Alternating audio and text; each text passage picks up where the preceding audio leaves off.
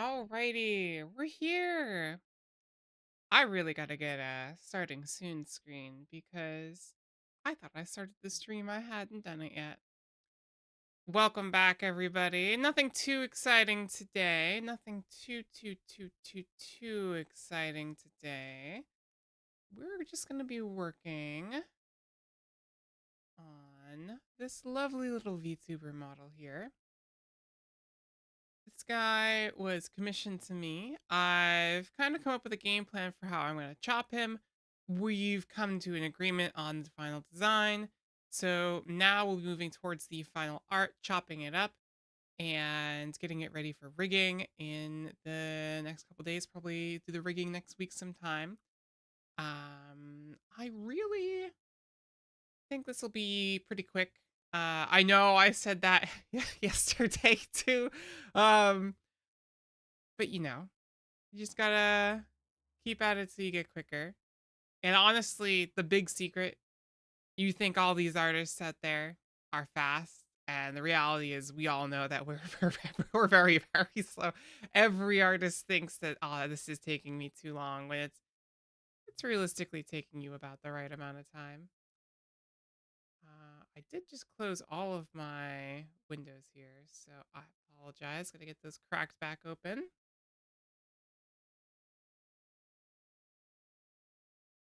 Surely in the future, we won't have any more scuffed streams. It'll all just be high quality.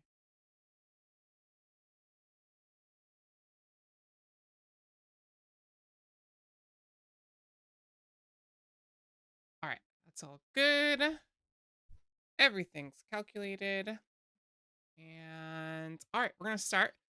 So with a live 2D canvas, you really have to be conscious. One thing you don't think about is the power of the user's computer. If you make a model that's way too complicated, it can kind of slow down people with slower PCs. I know this user has a pretty good PC, so I'm going to keep it pretty high quality. I'm not going to try to make any cuts. We're going to want to make a new canvas. For this guy, normally I do vertical, but we're going to want to do square because he has a stouter form factor, and this cape is going to be causing us some issues if we don't. Generally, for size, I've found it's really what's in your preference and how big they're going to be using it. If they're not going to be having like full scale model on stream, or it's going to be really zoomed in, even if it is, unless they're doing like 4K content, it doesn't matter. It really doesn't matter. But you're going to want it to be at least, 1920 pixels at a minimum in any direction. Because then when it shows up, it'll end up being a more consistent size with most monitors and resolutions. And again, they're usually shrunk down. So if you've got that, take it a 4K screen, a 1080p screen is about the quarter of it. That's about as big as most models are. So you don't have to go bigger than that. I'm going to be doing double that. So the equivalent of 1440p resolution for this guy. So if I get him set up here,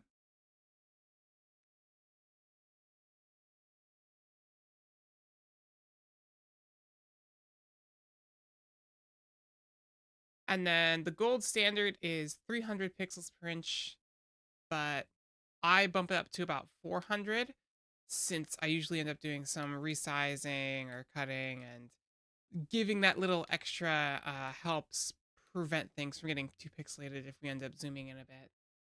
So if I just set up here, for example, and I grab just a gray to hold us over, and I take some white, make a line, grab some black, make a line, and some smaller lines, and we zoom in, we can see, until I'm at the point where, you'd be holding a magnifying glass up to this thing, you're not going to be seeing these pixels. The only thing to be careful is just don't make it too small.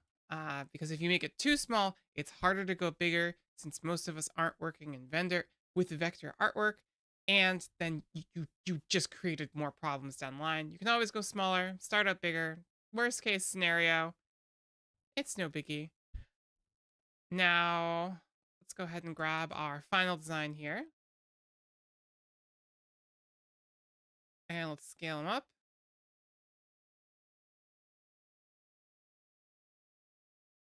Another thing you need to be cognizant of at the start of the process for this is you need this guy to be center.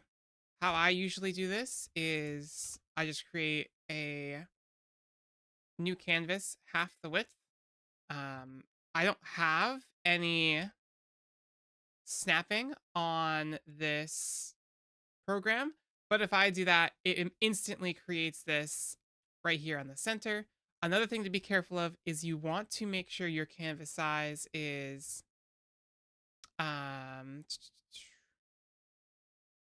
you have to decide if you want it to be even or odd. For the mirroring in Live 2D, that 1 pixel difference can make a difference sometimes, especially as you're stacking and stacking and stacking more parameters, and the warp deformers. So to manage that, you have to decide early if you've got an even or an odd system. An odd system means you're working exactly on that 1 pixel in the center, but you generally want to avoid that because then you've got this 1 pixel line down the center, which usually isn't properly being impacted. So keep it even. We're going to, I've got this one at about 4,000 by 4,000 pixels with about 400 pixels per inch, which is a nice 1:10 ratio there. We've got our center all laid out. So we're going to grab our symmetric ruler here. And unfortunately, again, I don't have any snapping in this program. So we're going to just zoom in. If I can remember how to zoom in on my program. What the heck? Oh, there we go. And if I zoom in enough and I grab it, you can see now we're bouncing between these 2 pixels. And because it's even, no, I had it backwards. I'm so sorry. I had it backwards. We want this odd. Canvas size. We want this to be 4001 pixels. So now we grab this guy, bring it over just 1 pixel.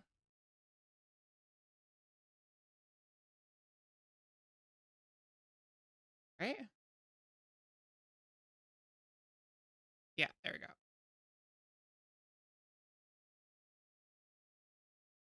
One pixel.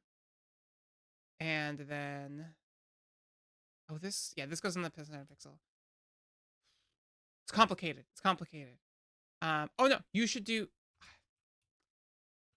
I always get this mixed up and I don't want to give any advice off the rip because this thing's going to grab the center pixel. So if I do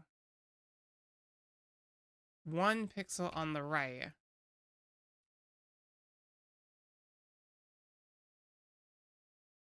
so this thing is on the 2000th pixel. So we want it to be on the 2001 pixel? No. No, we definitely want to keep it even. Well, I'll cross that bridge when I get to it. There's our symmetrical line. We are going to then do a duplicate of this. I have these 2 colors set up, and I'm going to set this left one here. Oops. Lock the opacity on both of these.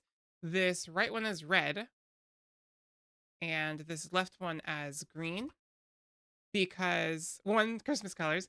2, when you start rigging, what's going to happen is you only want to work on one side for the mirroring. Sometimes you can mess yourself up if you end up hopping between sides. Usually it's not an issue, but I found it was an issue when I was rigging my model initially. And I'll just lower the opacity of these so I know don't edit over there. So now we're going to take our artwork.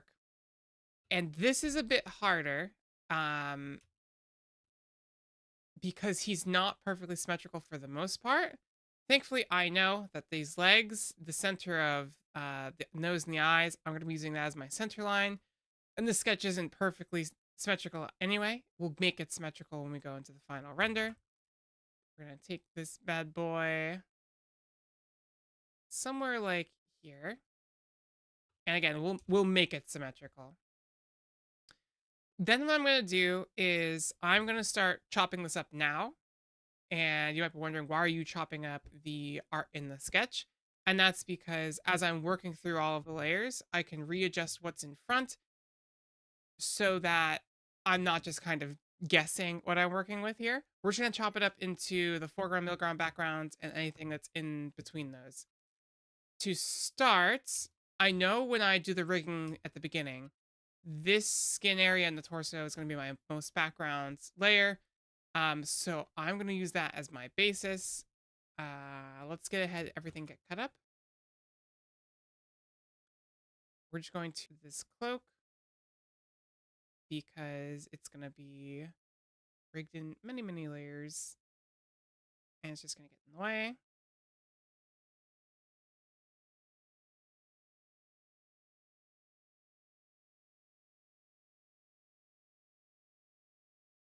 Grab this stuff too.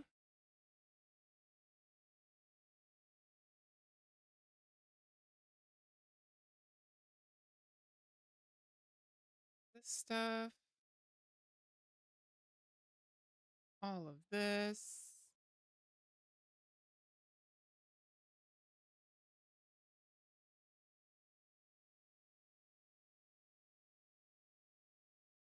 And I want to preface, I am not a professional by any means, but I've made about 3 or 4 of these by now. So I've got a fair bit of knowledge on it. I'm eventually going to work on a big master tutorial for this program. But until I make my V2 model, the version 2, until I've got like that under my belt, I have a pet peeve with people who try to make air quotes tutorials before they even really know what they're doing. Like if someone's made their first model and they're just like, yeah, I'm going to make a tutorial on this program. It's like, you don't know what you're talking about. You've only done this once. So I generally try to be a stickler about that kind of stuff. Oh, Spooky, hi, welcome back. We are going to be doing something exciting today. Well, this one and the next one's not too exciting. It's the one that comes after it's a little bit more exciting.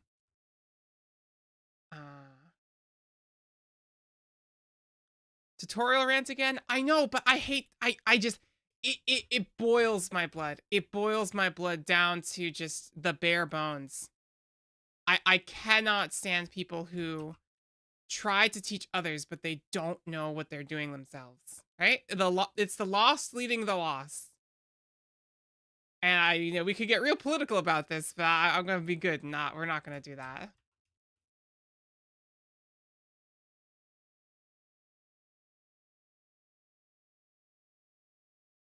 I know it's just it gets me. It gets me going sometimes.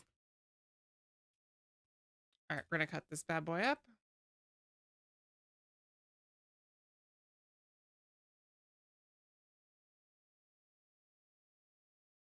I think the worst culprit I ever found was this guy who was renovating this YouTuber. He was just this what are they called? Where they only influencer. He was an influencer and he's like, I'm gonna make everybody's like making camper like vans. I'm gonna buy a school bus, I'm gonna renovate it. I'm like, oh cool, this'll be interesting. I love watching these videos. And he got absolutely shredded because I'm seeing him just, he's not removing the paint previously, just painting over things. He's putting what's it called? He's putting floorboards and things where they don't go. He's just running wires without grounding them. All this other just insane stuff where this bus is just gonna have to go into the dump, like no questions asked. And I just remember ripping my hair out the whole time. And the whole time he's like being so smug and confident. And I'm like, you have no clue what you're talking about. So I finished watching the video and I felt so relieved that it had like a 99% dislike ratio to the view count, which was fantastic.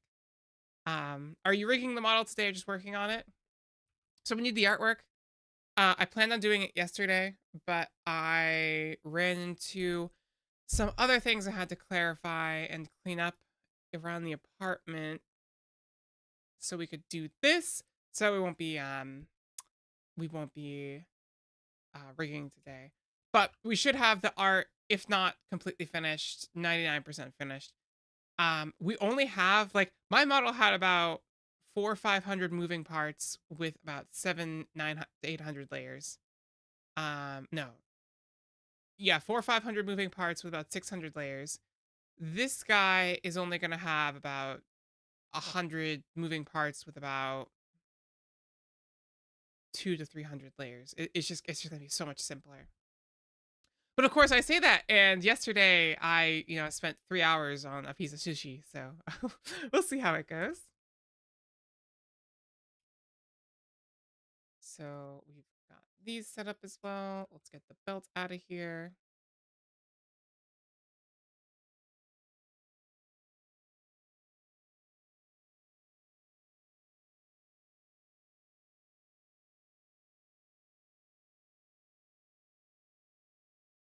You saw it, you think? Well, I hope not, because I wish I could get my time back for the time I spent watching that 𝘗𝘥𝘥𝘥𝘥 video. Let's get pants out of here.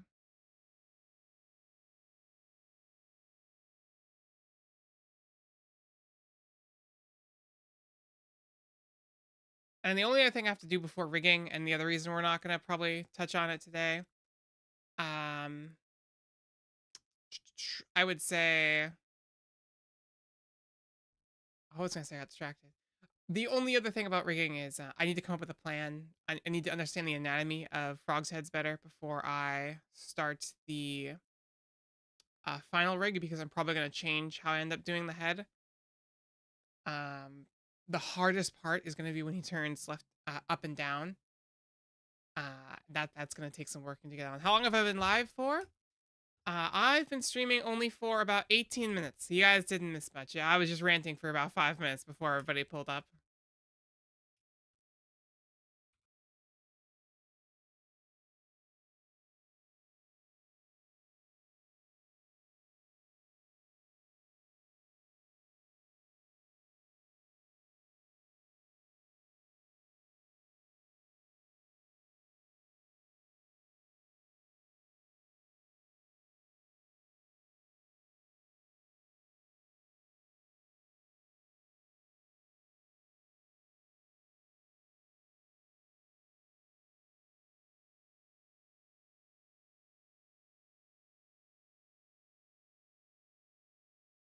I know the shoes. I was like, I was telling the customer, I was like, yeah, I'm sorry I haven't come up with a final design. Like I couldn't think of anything, but I was installing some new light switch covers for my, like some decorative light switch colors for my living room, and I just remember I was like, ah, oh, geez, I hate these Phillips head screws, and I slammed my hand on the wall. I'm like, that's it, Phillips head screws. That's what I'm missing for the design. And we were like, that's it. We've got it. We got everything we need here.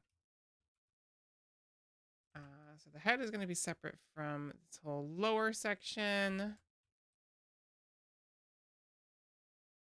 They low-key look like a face. They do. I could see it. I could see it.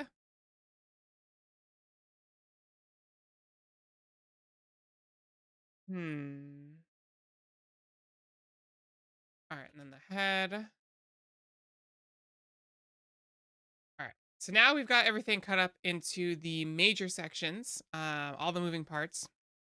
We're going to do how this is going to be set up.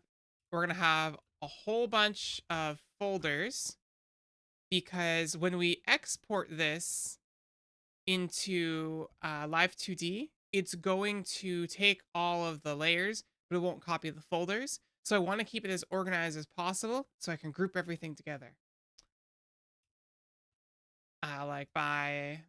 We have the face, which has a folder for the eyes, etc. And we just go down smaller and smaller. Then there's the matter of the graphic art style.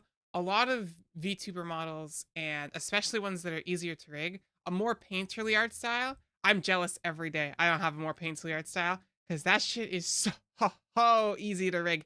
Everything blends together. With a more vector, fine graphic art style, you have to focus on keeping things consistent.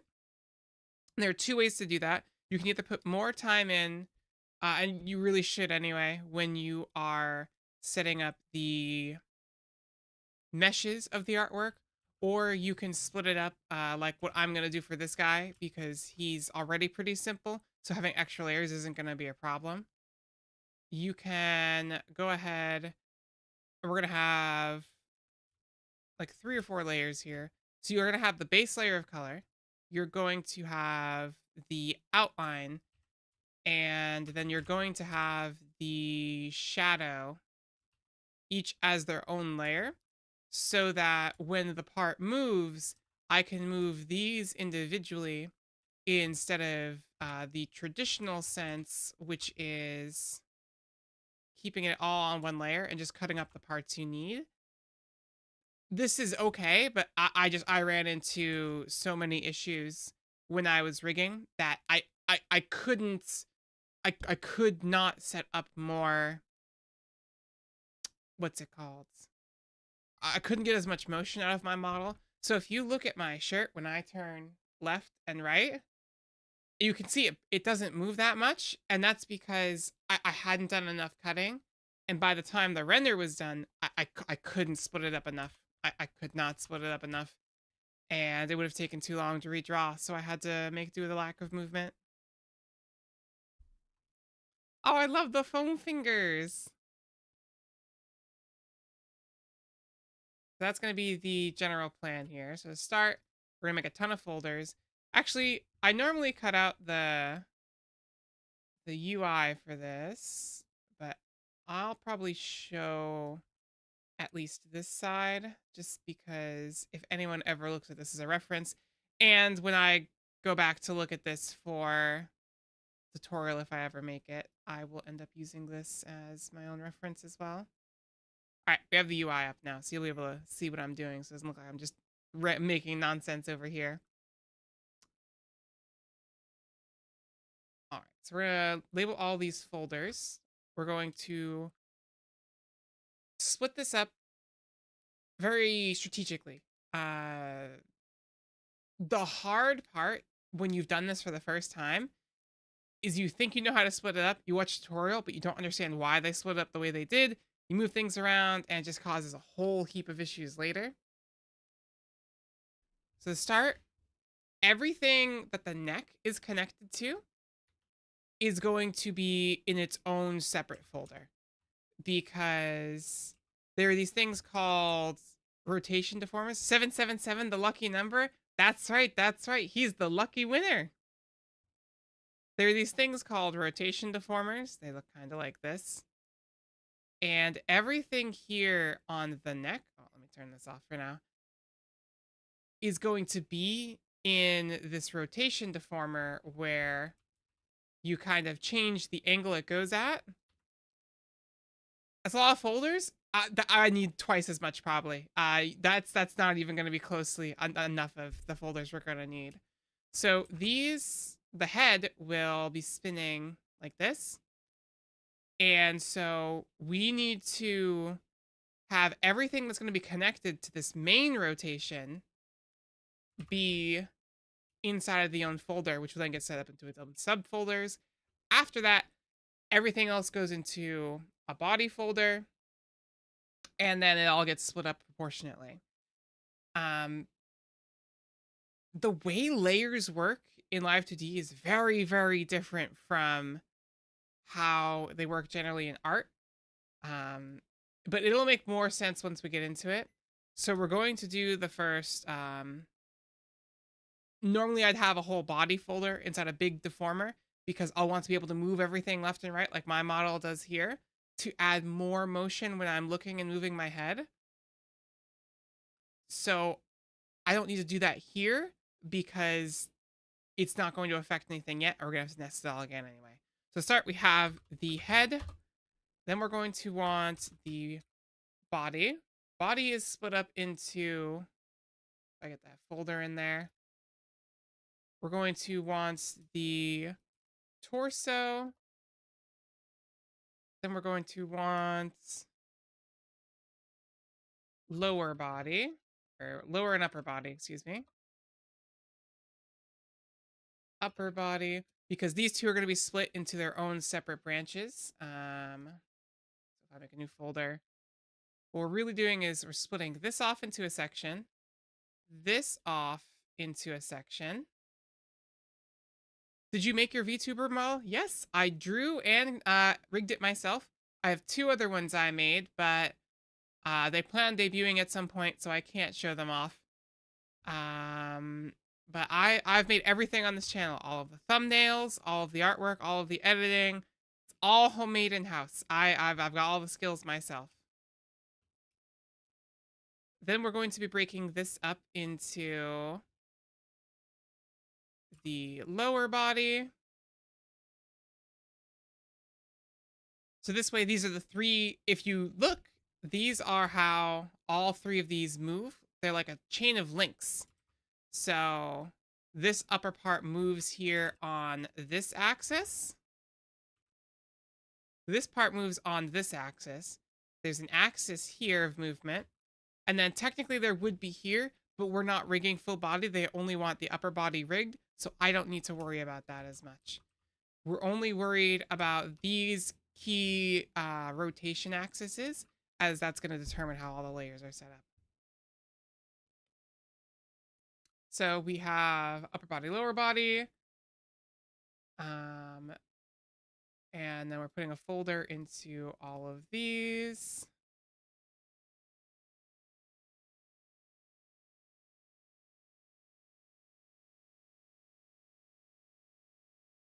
And then for the head, we have the face, the neck. And this is where you'd normally put the hair and stuff, but we don't have to do any hair, which is great news for me, as it'll be a quick rig. You could never do that. Don't undersell yourself. Honestly, it's taken me a long time to get to this point. I think a lot of us do undersell what we're capable of.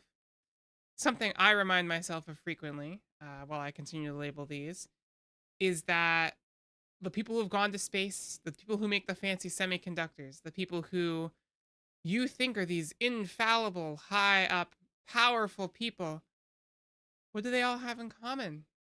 They're just human. We're all human in the end. And you can do anything you set your mind to within reason. I gotta get the within reason. You can't, I'm not gonna say you can go into space and, punch out the sun. But one day, if you do that and prove me wrong, shame on me, I guess. Am I right? Baldy frog. That's right. That's right. He's bald. He's a bald man. He's a bald man. So we're gonna break up the face into, this is where it gets the most complicated because these are the most moving parts. We're going to have the eyes, which is broken up into the left eye and right eye. It's also very, very important, and I cannot stress this for if, God forbid, somebody watches this as their first reference into how to do this. You want to describe your left and your right off the bat. So the program defaults that this is technically your right and this is your left. So when you get into the program, you need to understand when you rig your left and your right, is it labeled as such? I had my model set up so that it reads right to left because it's correct. I want to go left to right, but I know if I do that, I'm going to end up confusing myself. So in the order, it's always right to left instead of left to right, because when you look at the image, the right side's first, then the left's on the right-hand side. It's counterintuitive. And that's really important because if you don't do this right, everything will be backwards. There is an easy fix for that, but it's best practice to make sure you get this out of touch. It's like looking in the mirror. You like move your right hand and your left hand in the mirror is like what's moving. But anyway. Science. Left eye, right eye. So the eyes are all set for now. We're going to add another folder, which is the mouth, which goes under the eyes, not in them.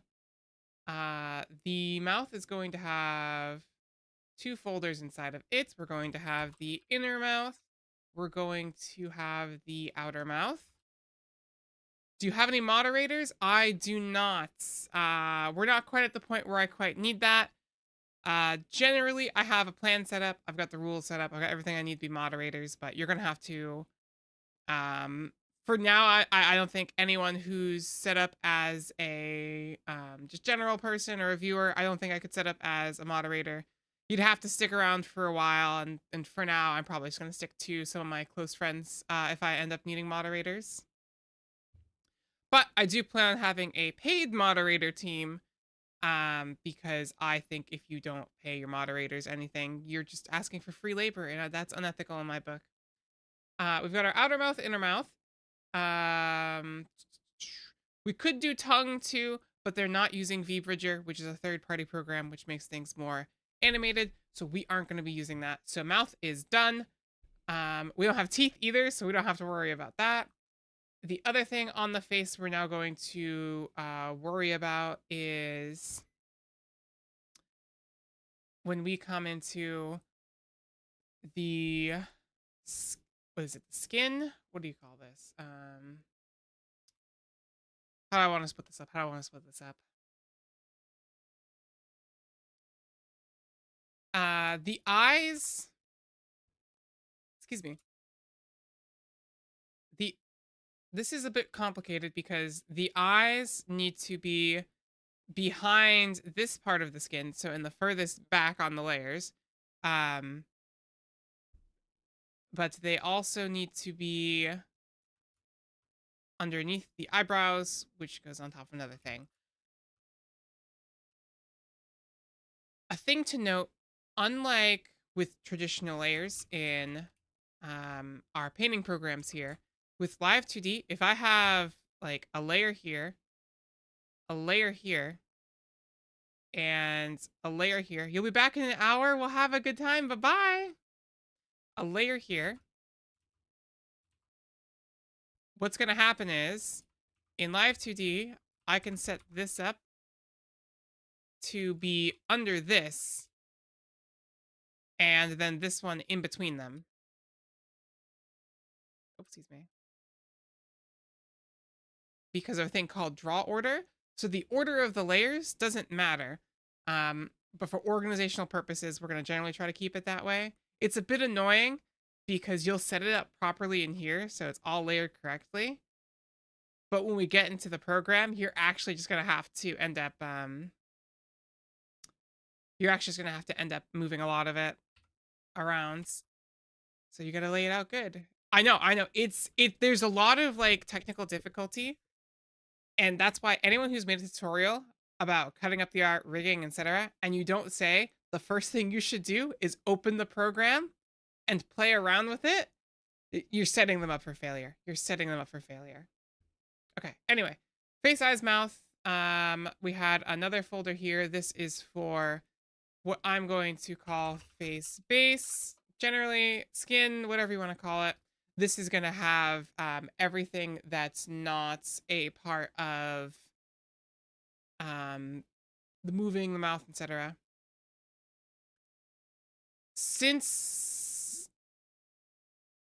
No, that could be part of it. We're good. Anyway, that's all set up here. So the face is good. The neck is as simple as it sounds. What's tricky is this guy doesn't have a neck per se. The neck is attached to the torso. So how I'm going to do this is, yeah, based face. How I'm going to do this is I'm probably going to get rid of the neck folder because this is all just going to be on the head, which rotates here. Thankfully, the cloak is going to make most of this look seamless because they'll be covering all of it. What is this folder? We don't need this. So the head, the face. Then we're going to want to go into the body, which I'm going to use the body as the neck because the head will just kind of sit on top and rotate, and then we don't have to think about that too much. So now we have the upper body. We're going to do the torso. Then we're going to do the right arm, the left arm, and in the left arm and right arm, we are going to have a folder. This is going to be the right hand. And put this one in here. If I can get this to work. Oh my goodness gracious. The left hand.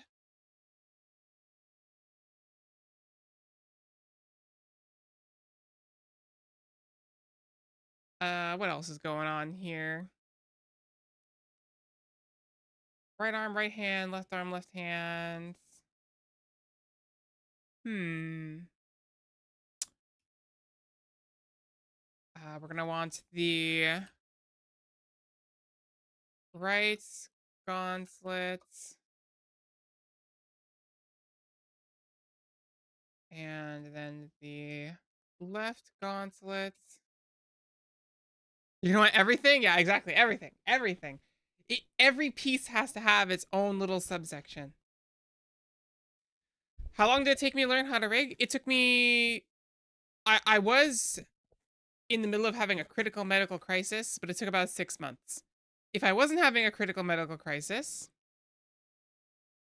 2-3 months. Just for the rigging. The artwork itself took another 2-3 months to get to where I liked it. Left gauntlet, left hand, lower body. So the glove is just going to be a layer on the hands. We don't have to worry about that. So leave that as is. Lower body. Torso, belts. Belt is going to go in here. So we're going to want the belt. And we're going to want the linen wraps. Which are all going to go into the torso folder. Belt goes on top. Then we're going to want a folder for the scar.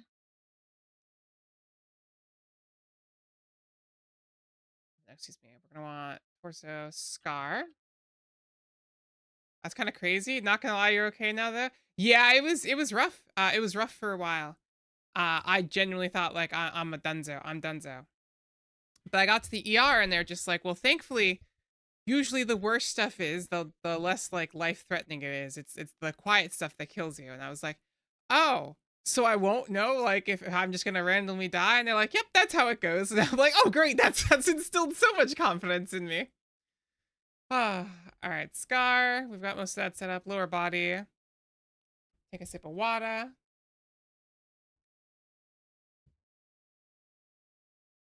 Lower body is easy. We're going to want the belt can just be its own layer. It doesn't need to be in a folder. Belts. Then we're going to want the pants. Then we're going to want ankle wraps. Actually, those can just be their own layer. Under that, ankle wraps. Then we've got shoes. I think, honestly, the shoes, because he's not moving, I only need to set up into 2 parts. Yeah, exactly. You won't feel it's coming till it's too late. Like me sneaking up behind you with a hug. Shoes gonna get split up into 2 layers. We have bolts. We have 2 folders. We're gonna have the... Can I duplicate these? Oh, you can just duplicate this? All right, I've learned something new today. We're gonna have the right shoe and then the left shoe. Each of these split up into 2 layers. We're going to have the shoe base and the bolt1, bolt2. Now it's important, all of these need to be labeled differently. So bolt1R, bolt1R, bolt1L, bolt2R, to base, R, excuse me. Because if you don't label it all properly, when you bring it in to export, it'll get rid of them all.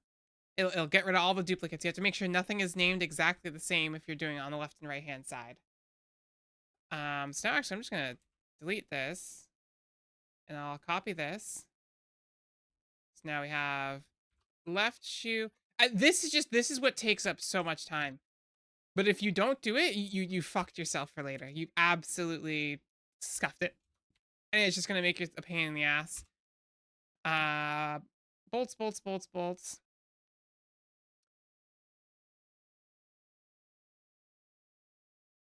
So now, right shoe. We've got our shoe all set up. So now that's all done.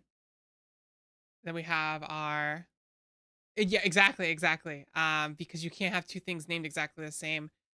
And also what'll happen, well, excuse me, you can have two things that are exactly the same. It doesn't delete them. My bad. I'm thinking of a different program from the 90s.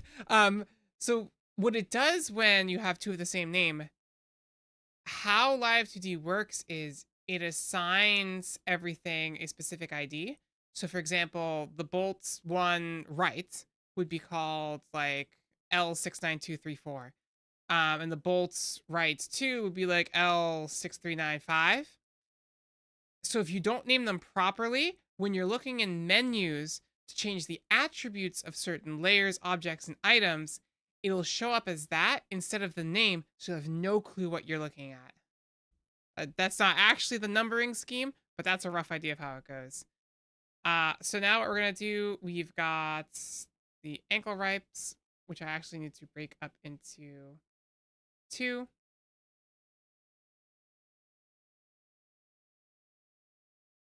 Feels like making a roux. We're following the process, just importing, having the correct ingredients. Exactly. That's exactly right. If you burst through a lot of models, you'll see that are really scuffed is just because they didn't take the time to prep. You know, measure twice, cut once. So we're gonna want ankle wrap. R and ankle wrap L. So the reason I'm putting in underscores too, you can do dashes if you want. I believe that some part of the naming scheme, it might have to do with the warp deformers. I think that one has trouble with spaces in the names, so I'm just trying to make a good habit of it. Belt 1 and belt 2. Oh no, belt upper, belt lower. Upper, belt lower. And the reason I'm setting up all the layers before I've even started drawing is I want to have a game plan. So when I go in, like I set it up here earlier where I kind of broke it down to how I want to be able to chop this up for the most set of movements. And this is a rough cut. I'm going to need way more parts than this. But if I didn't do this and I didn't set up this, when I get to making the art, I'd have to then render it, chop it up again. And if I messed up, I'm going to have to take like all the line art out, etc., etc. It doesn't confuse the machines. Instead, what happens is sometimes machines or some programs and codes don't utilize spaces, or they're not set up so that certain symbols have functions. So for example, using in file names in Windows, for example, if you're using a slash or some other special symbols, that way that the file explorer was coded is not set up properly. Or, well, it is, but take this all with a grain of salt. So it would take those symbols if you used them as if it was a line of code or some sort of function or some sort of part of an execution of a process rather than a file name, and you could end up bricking something. I believe, and again, don't quote me on this, it has to do with, well, not bricking something, but messing it up.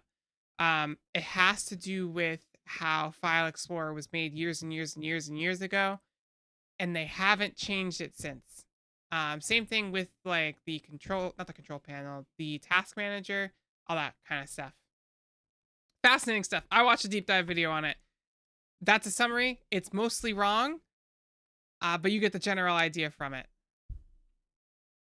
I do not claim that to be fact. Belt lower, belt upper. And now we want the pants, which are going to go under that. The shoes are actually going to go above the ankle wraps here. Well, we can keep it below because the draw order, we'll get that all set. That's kind of silly, but not like silly, but really dumb. Yeah, exactly.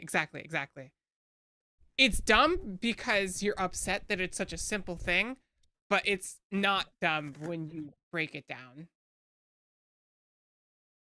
Which is why, like, if you have a Google Drive account and you rename a file in Google Drive, you can put like slashes and stuff in the names of files, but then you download the file and you have to get rid of that in the name. I forgot I made oatmeal an hour ago. I'm gonna go grab that real quick.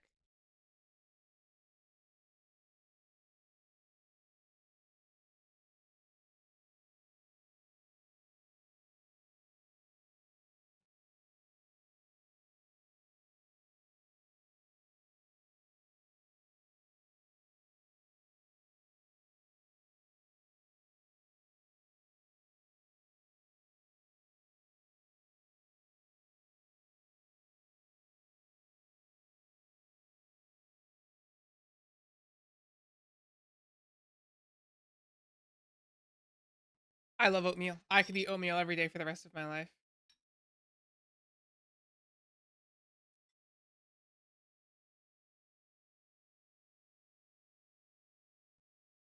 I just need to figure out how to make it the way I like it without buying like the prepackaged stuff. Because for some reason, when I try to make it at home with the exact same ingredients, same cooking time, temperature, etc., where they source the oats has to be different. Because my oats always turn out into this just horrible, dry, powdery mess.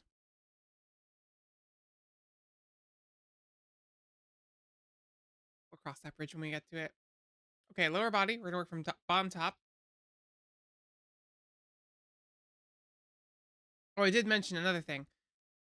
Before you start rigging, I'm gonna make a note to myself here so I forget, because I did forget to do this when I made this model, which made a problem. And you can see it at a certain point when I turn my head with my glasses. Some of the things just barely overlap. I think it's my ears too. Like if I stand perfectly center and I just barely turn my head, the ear like pops over and goes behind one of the layers. So you have to set it up. You gotta set it up beforehand properly. Draw order plan. So I remember to do this. Favorite type of cookie? Ooh. Asking the real questions. I have a logistical favorite type of cookie. I have an emotional favorite type of cookie. And I have just the best cookie ever. The logistical type of cookie is just chocolate chip. If I have a fresh chocolate chip, it's fantastic. If I get like a pre-poxed chocolate chip cookie, it's usually just bad. It's got to be like fresh made chocolate chip or bust. The emotional chocolate chip, I mean the emotional chocolate chip, the emotional cookie has to be, when I was a kid, there was a bakery at the top of my street. And my mom would always take me to this bakery before I went to my school, which was also at the top of my street. And bless their hearts, they always had this huge, delicious M&M cookie the size of my face. And my mom knew that's exactly what I wanted every single time. But She surprised me. She went back there once at some time a couple years ago, and she said, "I got you something," and she gave me another one of those M&M cookies. Oh, I cried. I cried. I'm like, she remembered I love this cookie. Then there was the third, which I think is just the best cookie in the world, if made correctly. If made correctly. The best cookie in the world is the Snickerdoodle. Hands down, that's the best cookie. I'm sorry. I love that sweet, that tart. Oh, so good. Oh, so good. I could eat that forever. Yeah, I make what's called crack cocaine snickerdoodles because every time someone has one, they come back asking for more. I'll never share my secret recipe. Maybe if I like hit 1 million subscribers, I'll share my crack cocaine cookie recipe. Actually, I might have lost it. It might be lost to the sands of time with all the files I lost. Hold up, I gotta know now. This is gonna bother me if I don't have it.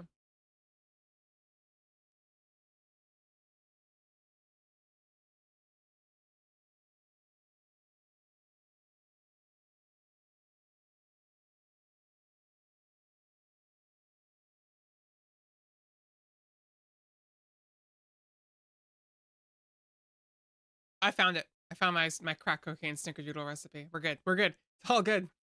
Do you not know what a snickerdoodle is?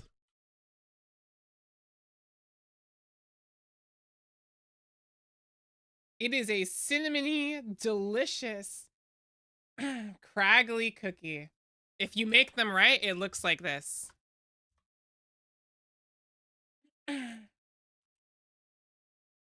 All right, now this is pretty close to what my crack cocaine cookies look like, and they're always perfect.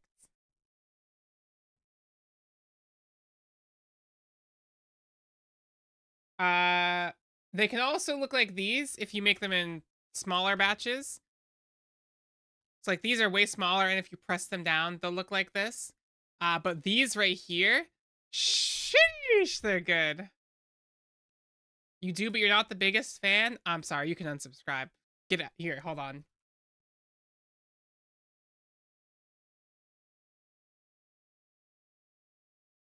Here's the door.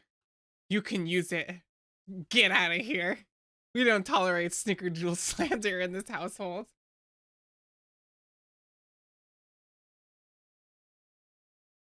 You like black and white cookies? What does that mean? Do you mean the triple chocolate cookies where it's like chocolate cookie and then white chocolate chunks?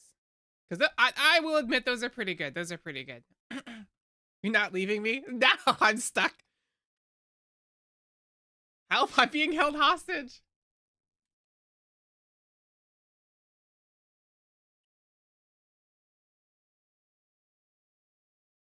Where were we? Where did we leave off? Oh yeah, draw order plan. Lower body, we gotta do the pants now.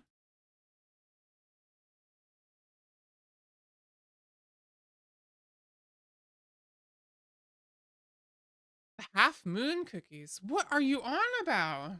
Half moon cookies. Oh, what the hell is this?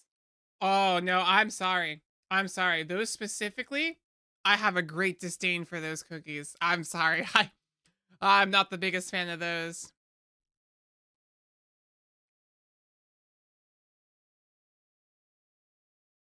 Pants. We want pants. Poof. R. Let me see.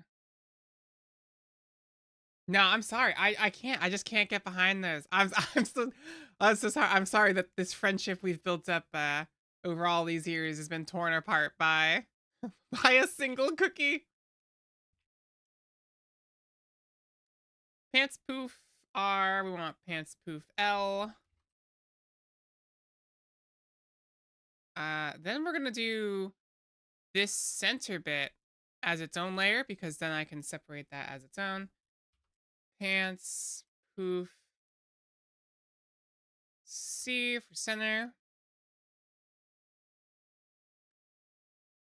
Do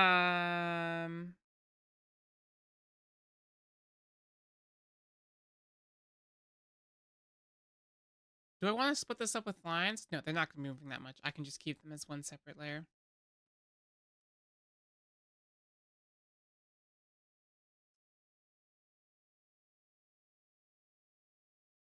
Okay, belt lower, belt upper. Yeah, pants, that's probably good. Because that center bit I can just manipulate.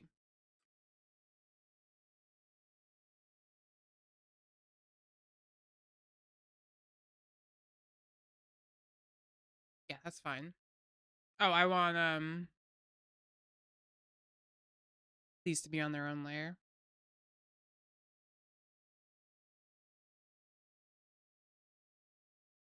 Pants poof R.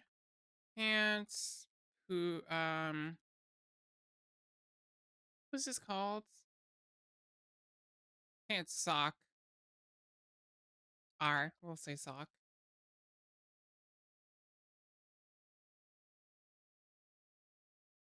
Pants sock L.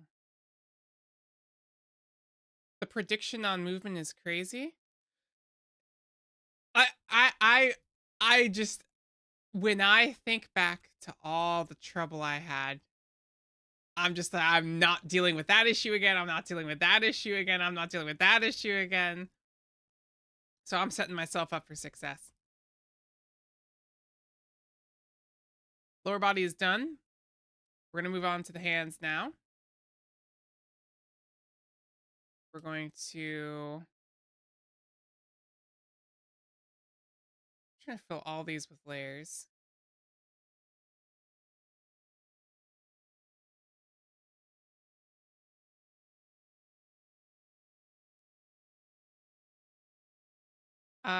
Let's start with the right arm, which is over here. We're going to want the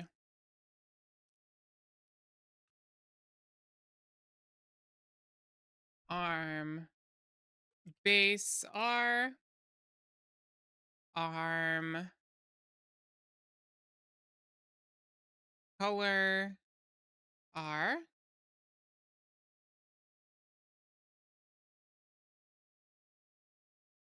arm color R, arm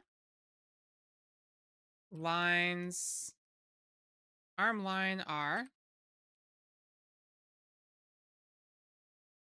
color base, yep,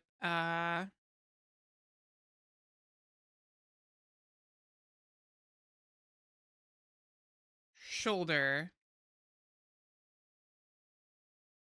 There's torso, shoulders, which goes into their own folders.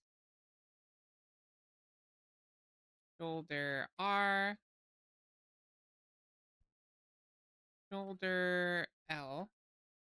That's something else I didn't do on this model. I didn't split my shoulders up. They are, if you look, they're set up just as an extension of the arm, which was a mistake on my end. By adding a shoulder, I can utilize the part that goes over this part. I can utilize this. So the torso is set up something like this with some overlap. Then the arm is set up like this, which rotates on this axis here. Then we want the shoulder to be set up, which goes on top of this, acting as a sort of bridge between the two. So they move independently of each other.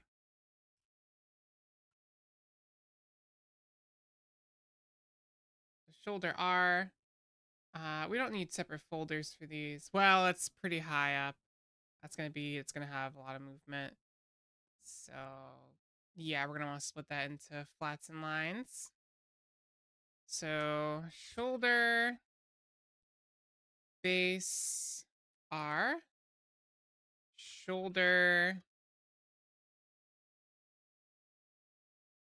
color R, shoulder line R.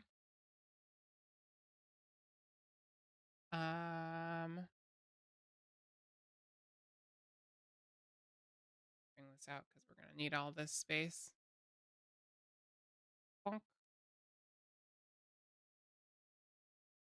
Base color. Now I can copy all of these, drag them down here, get rid of these three. All right, we're only about halfway done with adding the layers. Wow, I should have done this beforehand. I forgot how long this part takes. Shoulder line L, shoulder color R, L. Shoulder base L.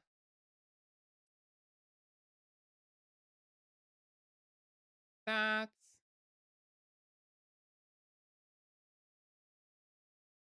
Okay, shoulders are good. Oh God, there's just so much to keep track of. Right, so we're gonna do arm rights, arm base. We're gonna copy these and drag them into the left arm. L, L, L ratio. Then we're gonna grab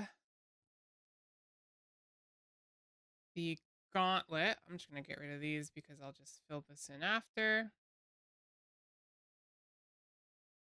Gauntlet is gonna be cut up, if we look at our plan here, into 3 different sections, because this is a pretty complicated piece if we look at the original. Let me get both of those in frame. So we need to set this up so that we have, what the hell, this ratio? We need to set this up so that it moves properly. I debated breaking it up into a ton of different chunks, but I think what I'm going to do is set it up as one layer, another layer, because these aren't going to move too much. They just need to move a little to see what comes into perspective, what doesn't. And then the blade gets its own separate layer. Just put it in the background. So I broke it up more here, but I think I'm just going to do 3 layers. So what we're going to do is the gauntlet blade line. We don't need a line because this isn't moving. This isn't going to be moving enough. So we're just going to do blade R. I think that can all just stay as one layer. We don't need to split these up. These aren't going to have that much movement. It's going to like move left and right and stuff, but it's not going to have nothing too dynamic, so we don't have to worry about it. Blade R. Rim. Gaunt. Rim. R. Gaunt. Ring. No, gaunt, what do I call this? Exterior R. And then I don't believe I need to do anything else because as he turns, it's just going to go from being rounds like this to just being like this. No matter how far he turns, this side is never going to be seen, only this side on the bottom. So all we need to do is be able to flatten that out, which is fine if that's its own layer. What we're going to do actually with that then is a fun trick. Instead of drawing it like this as it is, this is how I ended up doing my hat, which proved really handy. We're going to render it like this, where it's flat to start, and then I'll manipulate it to be the correct angle so that we don't have to work with warp area. That was something that worked really nice out for my mouth. When I rigged my mouth, if I pull up one of my old, I should probably still have that lying around.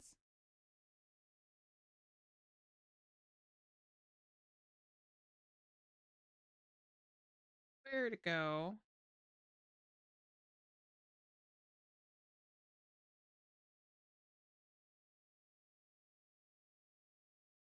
Here it is. if you look at this old screenshot, you can see my face just looks so deadpan, and so do a lot of the other assets. Because you set them up like this, so you just have something that's easier to work with. A lot of VTubers, when they send in their model art, like the last two I did, and I said, please don't do this to me. They have their mouth set up in the shape they want. But now, when I want to edit or make changes to this, I'm now working with something that's way stretched out and pixelated and oblong, rather than having a clean base like this to work from and manipulate. Same thing with the eyes, actually. So for a while, I really struggled with these eyelashes, because when I would go to close, they would just expand, right? With how the technology works, if I've got a point here, and a point here, and a point here, and a point here, and a point here, when these go down, they condense. And then when they go back down again, they expand. So what was happening is it was stretching out these eyelashes, which, if this one is meant to be here, on the bottom it's here, which is fine. This is what we want. But then here, it would move again. So these aren't lining up. So when I would rig, I had to change my eyes. If you notice, when they close, I had to change them to start off as this center, and I moved the brow in manually. So when I closed them, they would manipulate in the same direction, so you're not stretching them out as much, which ended up fixing the issue.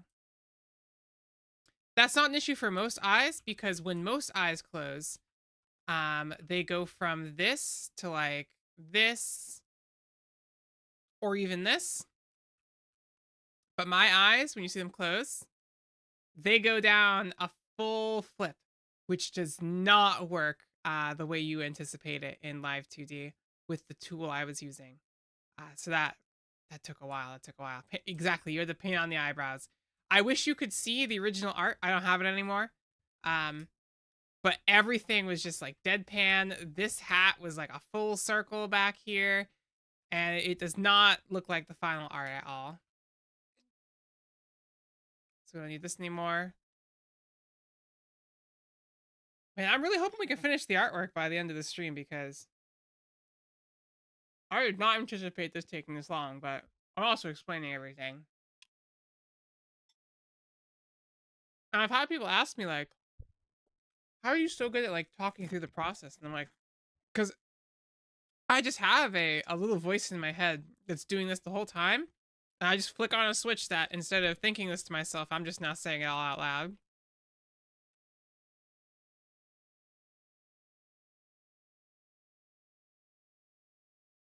All right, got an exterior. Am I gonna want to make that 3 layers then? That's tough.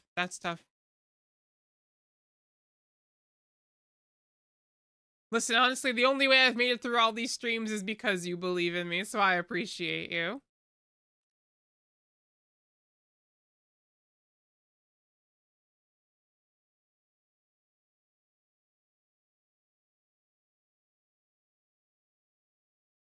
And if anyone's ever scared that when they make the model and they want to like send it to the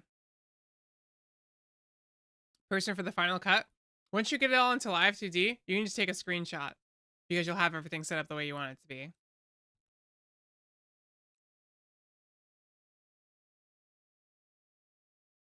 And then gaunts, we're gonna need this one actually, because otherwise this won't work quite as well. Gaunts, rim, gaunts behind R. So this is something I messed up with my chains. I didn't put a behind piece, which made it harder to rig because I didn't realize how much movement I'd have. So, we got all that now. We can copy this.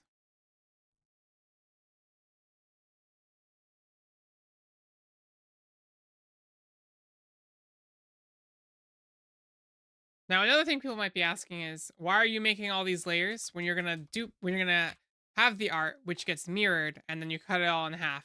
And it's because I'm setting this all up now, so I know what I need to name everything when I get to that point, and I can just focus on the artwork and the movements. All right, there are our gauntlets. And also, when you merge down in this program, so I take the cutout. If I just like put some art in here and I merge it down, it takes the name of the thing you're merging down into. So it saves me a lot of time. All right, arm. We're gonna copy the arm layers. Change them to L.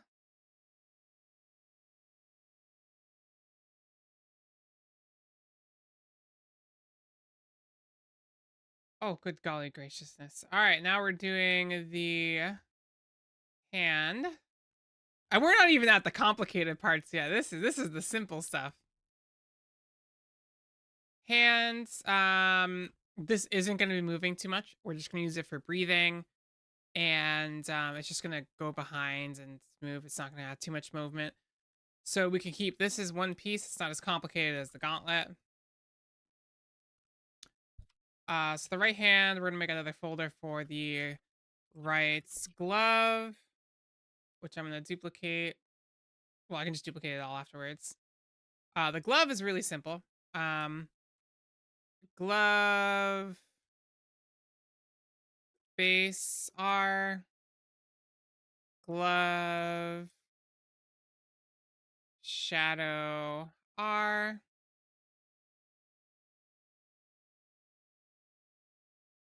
glove line R. Now we want bolts 1 R, bolt 2 R,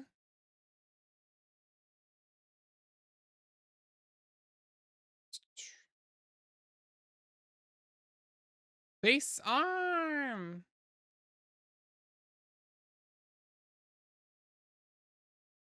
Then we want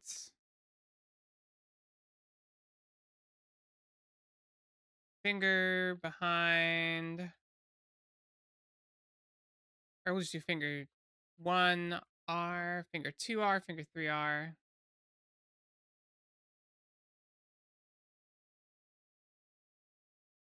Finger 3 R.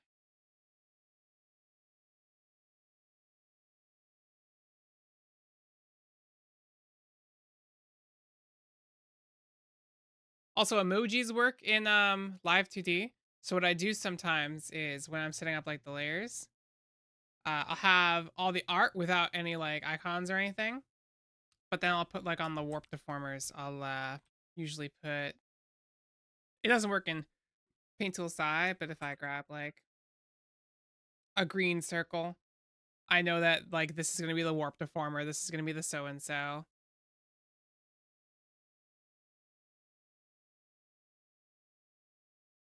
So that's a pretty good tip I'll probably bring up when I get to the rigging part. Yeah, a lot of programs use emojis. I use them at work and everyone's like, how did you do that? It's really handy for like organizing stuff. I put it in spreadsheets, Word documents. You can put them like almost anywhere. And it just makes life so much easier for keeping things organized. Glove is done. Fingers. Then we want the glove base, the hand base, which is going to go under the gloved arm because it's just going to connect. And those shouldn't have too much motion. They're just going to move left and right. They aren't going to do anything special. So we can probably keep them as is. I think what I'm going to do, like if I look back over here, how I'd cut it up is into these 3 chunks. I would have planned on having this separated like this. So I'll probably just keep it as is.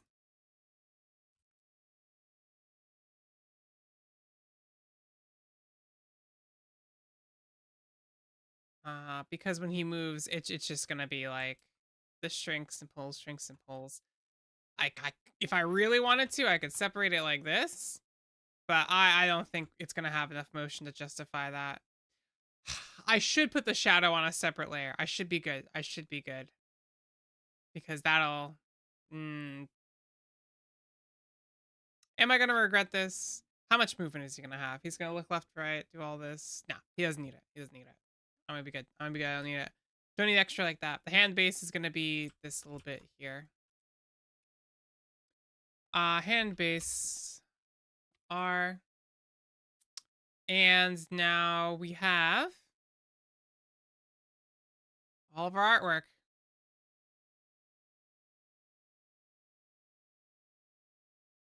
I'm gonna want the glove behinds. I know I am. It's gonna make my life easier.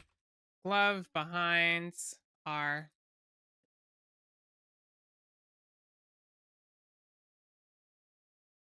I was gonna split these all up. Well, I guess I do actually, because that one little guy is gonna make the difference. He can pay for extra movement.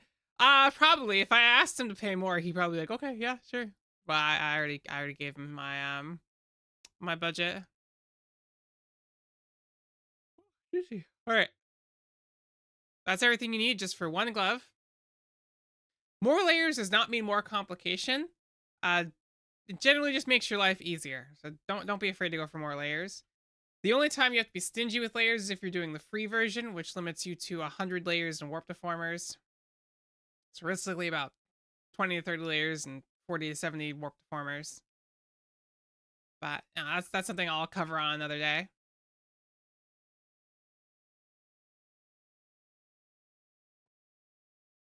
This is just the precursor to my fancy tutorial when I eventually make one, once I get my V2 going and understand the program a bit more.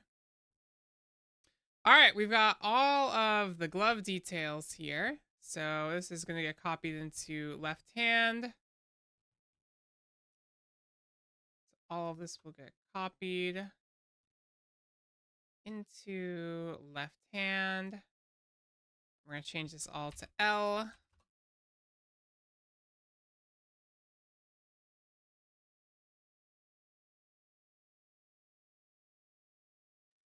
I'm just now remembering how exhausting this whole process is. Oh, goodness gracious.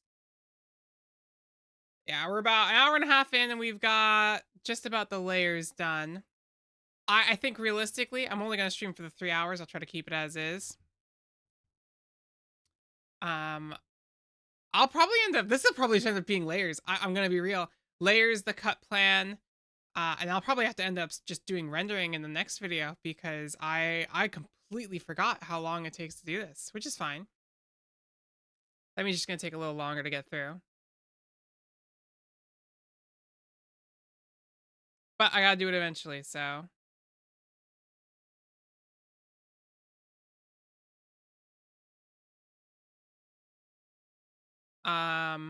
As far as I understand, though, everything else is going to be a bit easier. So we're through with most of the tough parts, like the scars and the torso and stuff. The cape is going to be super easy. That's just like 2-3 layers max. Then each of these is just their own layer. So 1, 2, 3, 4, 5, 6, 7, 8 layers just for the cape. Done.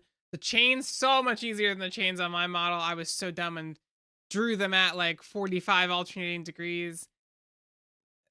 So I make it seem like it's going to be worse than it is, but it's not going to be worse than it is. It's not going to be worse than it is. I've also just been itching. I really, really want to do some Monster Hunter. I really just want to do some Monster Hunter like farming. I want to farm some materials. I gotta do my Genshin dailies. But focus, Evie. Focus on the topic. You're here for the people. You're here to help. You're here to do art. Lower body is done. Shoes should be in lower body, which goes under pants. Ankle wraps. This cape shouldn't be in here. So lower body's done. Left glove.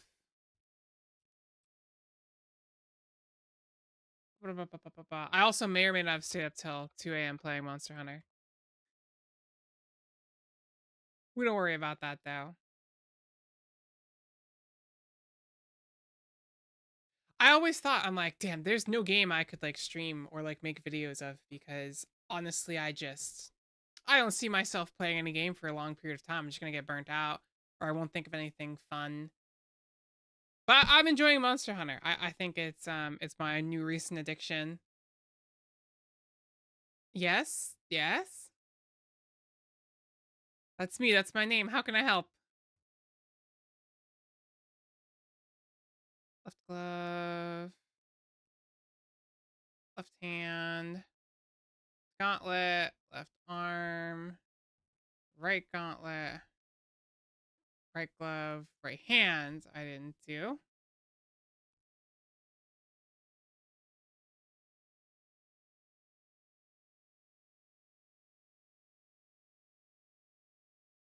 You sound like you're having a fun time.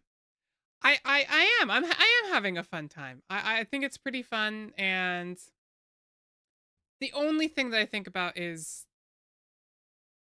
I have so many video ideas, and it's hard with Monster Hunter because if I want to make content for it, how do I make content fun and exciting about the same thing over and over again?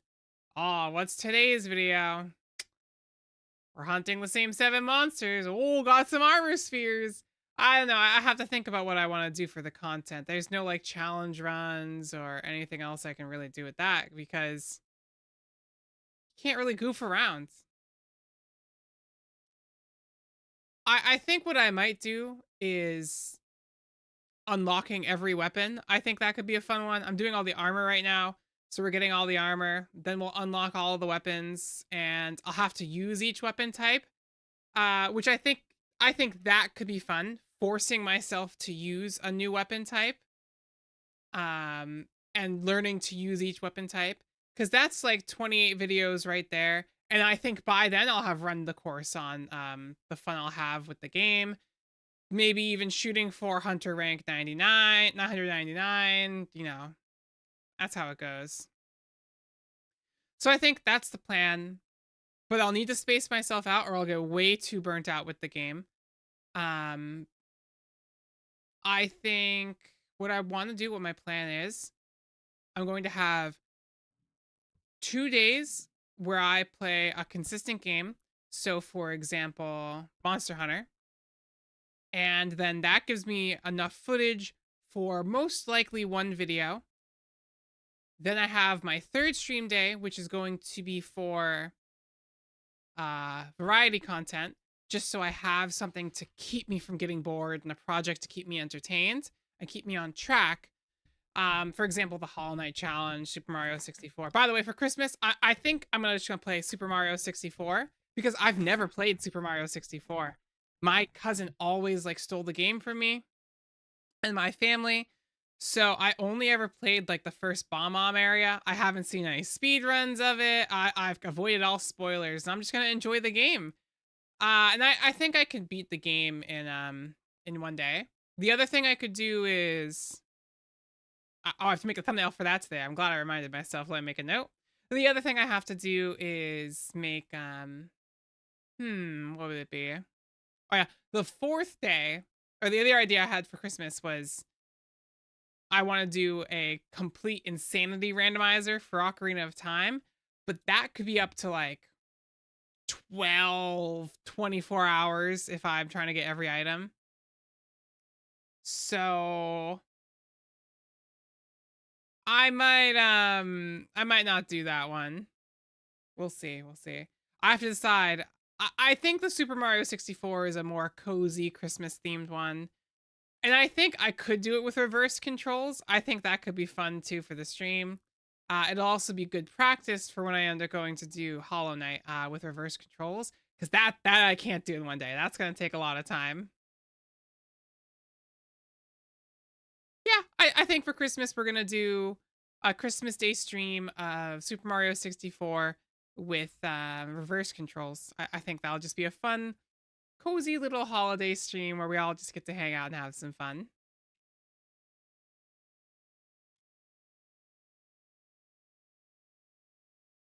And then my 4th stream days are going to be productive days. So those are going to be days where I work on streaming content. I might show how I edit videos. I might show, for example, stuff like this, where I'm working on commissions, taking requests, and just because if every day I stream is just content, forward, I'm going to get burnt out. No one's going to have fun.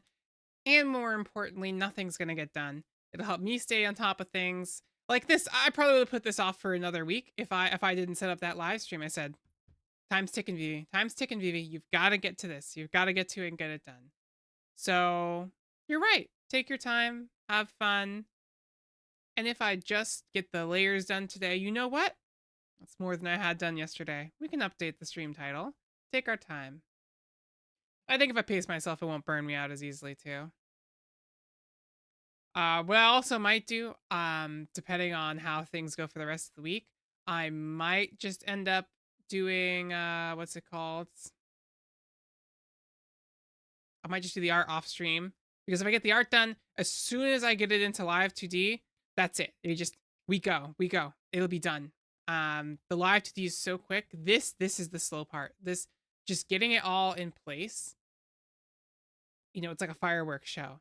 And then you light it all off and then it's gone. It's like, damn it. You know, you missed it. You blink and you miss it.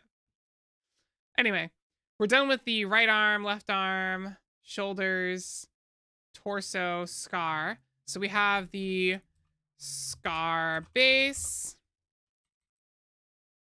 Then we need the scar shadow. Excuse me. Scar shadow center.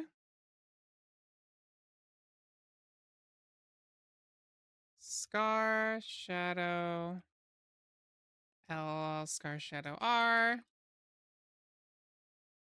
And I think the thing I have to remind myself is I have this constant feeling that I have to be perfect and make this perfect stream and this perfect content. Where right now it's time to grow. It's time to have fun. I'll find my niche when I get to it, but right now we're just having a good time and that's all that matters. And if I can go a whole year consistently screaming, stick to my schedule, not skipping any days, I think we've made some good progress and I think we'll make some friends along the way. All right, torso's all good. Oh no, this is just for the scar. This isn't for the torso. Whomp. Scar. So now we need the torso, which is going to be... This is where it's hard, because I need to figure out how I'm going to work with the neck.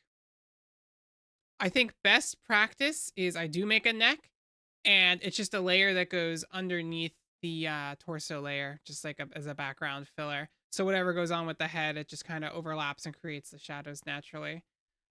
So we are going to make a neck, and we'll add that into the head. Neck, and we'll add neck, face, because there's not really going to be anything in there. Okay, we've got torso now, so now we need the torso flat, or torso base, torso shadow, and then we're going to want the torso lines. Excuse me, torso line R and torso line L.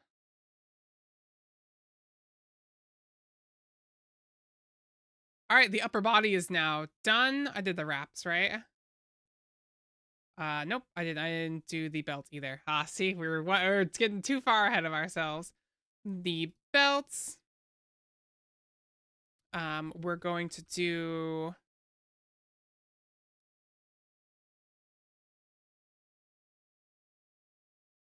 leather L. We're gonna want 3 folders here. Belts buckle. We're going to want belts strap R and belt strap L. Then we're going to do the buckle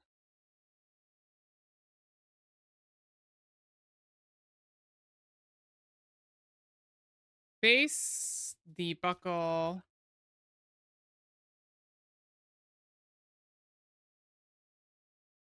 bolts heads, and then the buckle bolts base, buckle line. Nice. So now all that's going to go into center belt buckle. Then we're going to do the belt strap, which is strap base R, strap shadow R, strap. Am I going to want to set this up into a front and behind? I think I might. I think that's probably going to be the play. We'll do a front and behind. We'll keep the lines separate.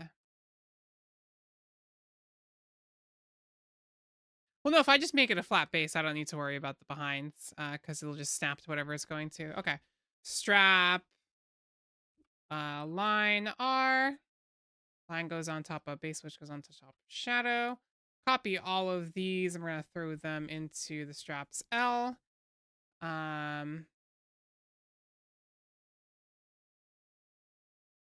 Strap stitches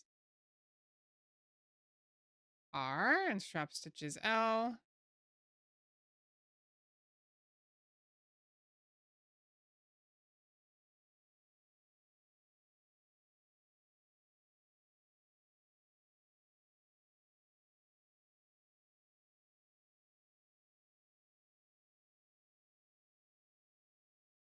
Okay, now the belt is all set.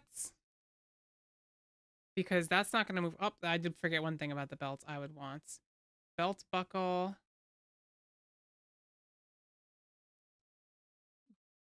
Buckle.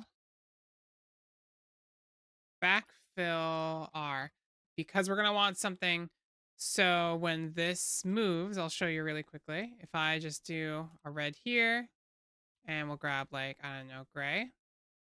We're going to want it so when he looks to the left, oops, excuse me. When he looks to the left, this is going to move over here. And at the same time, this is going to move, but not as much, which will give an illusion of depth.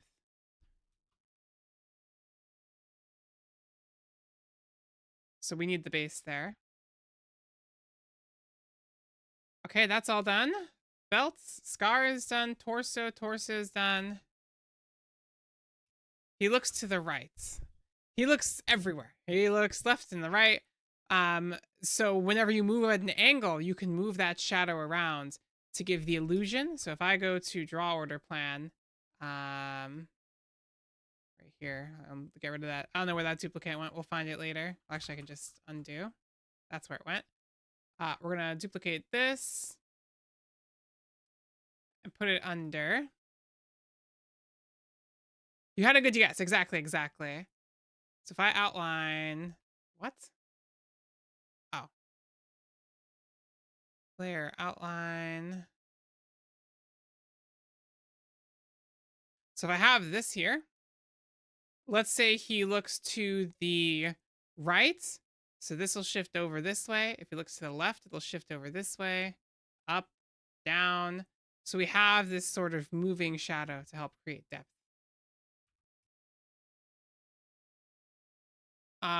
Okay. Now the cloak. What part do I connect the cloak to? I think it's going to be in the upper body echelon, because when we move on this axis of the waist, that's going to move the cape as well. So we're going to have to put the cape into the upper body echelon here. So we'll create another folder in the upper body. This is going to be titled cape.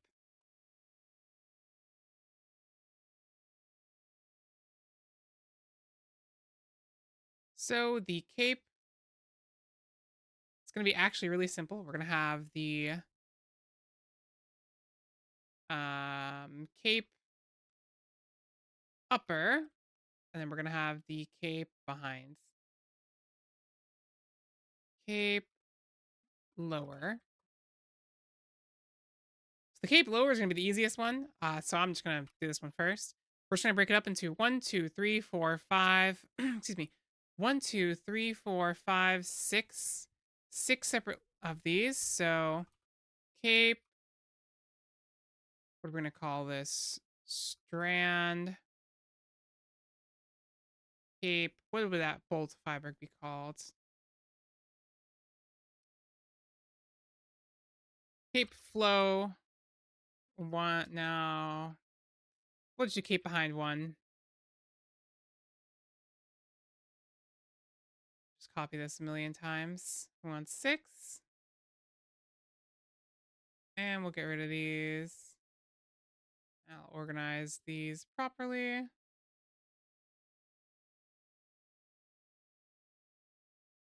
Keep behind 2.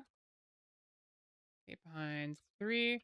Yeah, 6 separate layers, because each of these little strands here, these are going to be, each of these is going to be a different one.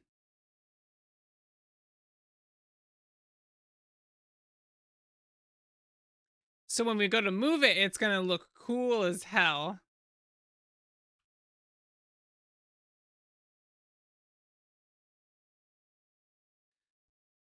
Now I have an option here. I can add a shadow onto each of the capes and mask it to the layer below it.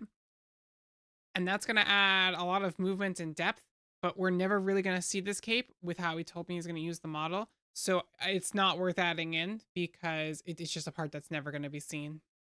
So we'll just add the shadow itself onto the layers, and we'll know that when we move it, it'll get moved.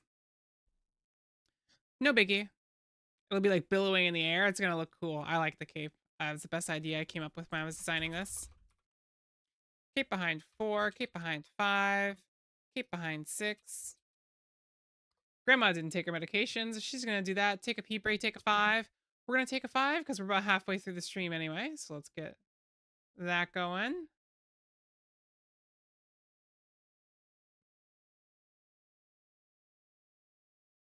All right, I'll be right back.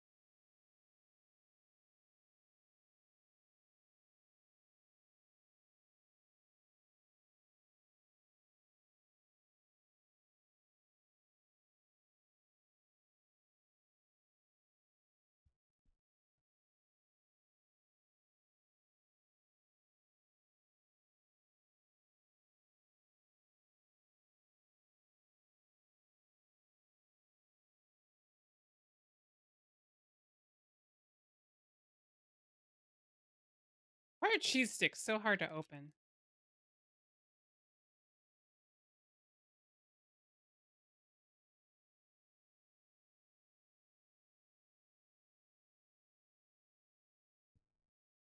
Gotta take some crackers. I don't take the medication on an empty stomach.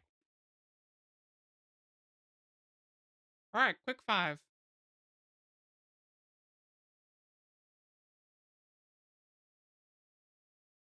I just realized I'd named these all wrong.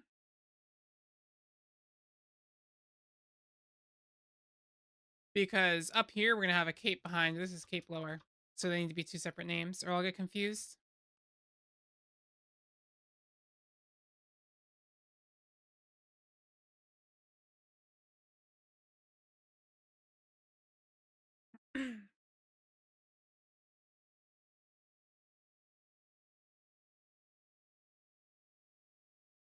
Honestly, if I can get this whole thing done in about 10 hours, which right now we're at about 2 for this, 2 or 3 for the art, and I can rig it in about 4 hours, we're on par, which is pretty good for my pacing.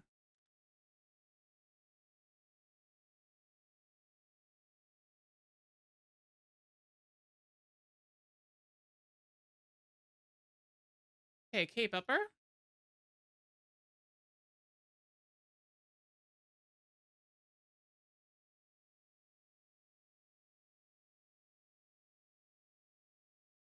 Should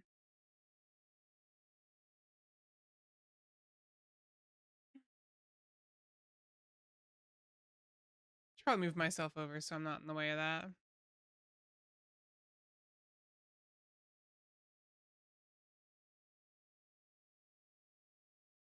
We're going to need cape chains. Where'd that go?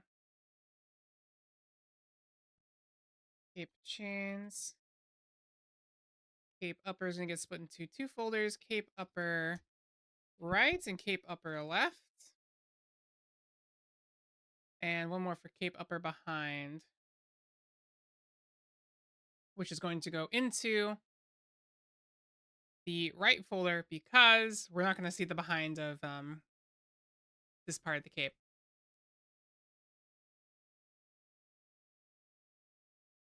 Or I guess, actually, this could be just part of its own thing. It's fine.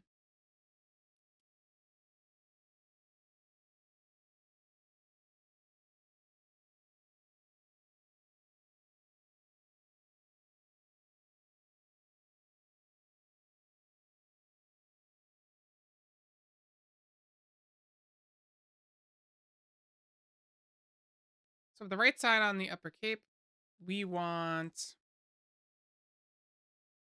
3 sections.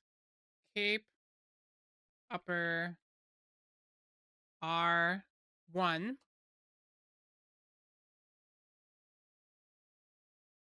Because we're gonna want, this is a section. Well, actually, no, it can all be 1, and then that'll just go on top. Okay, so that's fine, actually. Upper red R. Oh, Spooky, hi, welcome back. We're still just adding layers. This is a really slow part of the process here. But once we're done with the eyes and the face, we're gonna start making the artwork for all of it. So it'll be pretty quick to keep going from there. Cape upper, what did I call this? Cape upper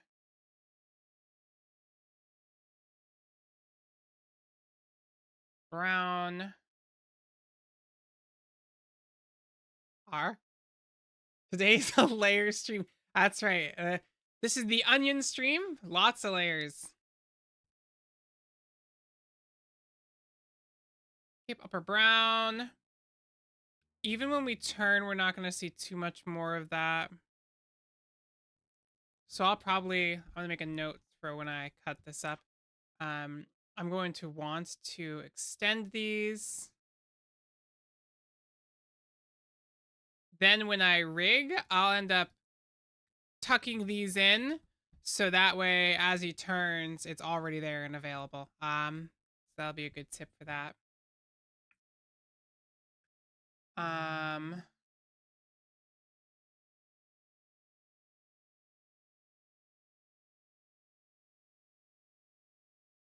Cape up.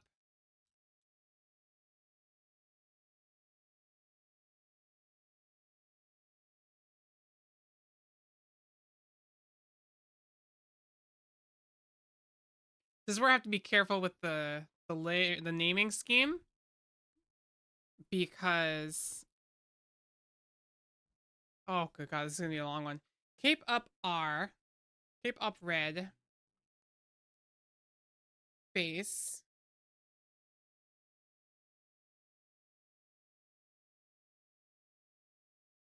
Oh, I don't have to put R and L. Oh yes, I do, because it's there's another red over there.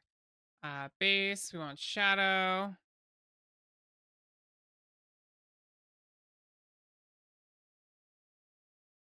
And then this should be the line.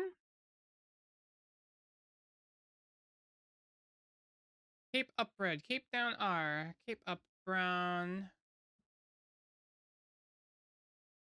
cape up brown, base R.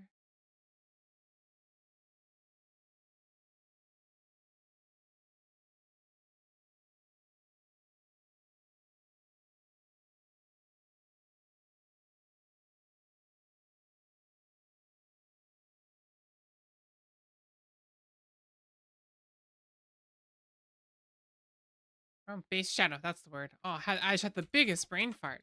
Shadow R, line R.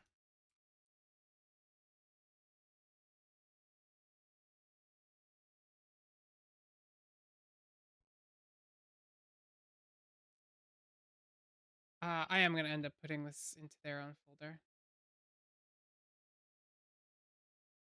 I'm gonna do this. Cape red R, cape RL, cape up, cape brown R. And then we need another layer for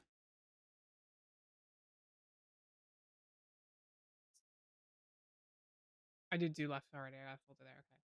So the R is done. We don't need these layers because they don't do anything. Oh yeah. Need cape behind. Cape behind R. And that's just one layer. That's easy peasy.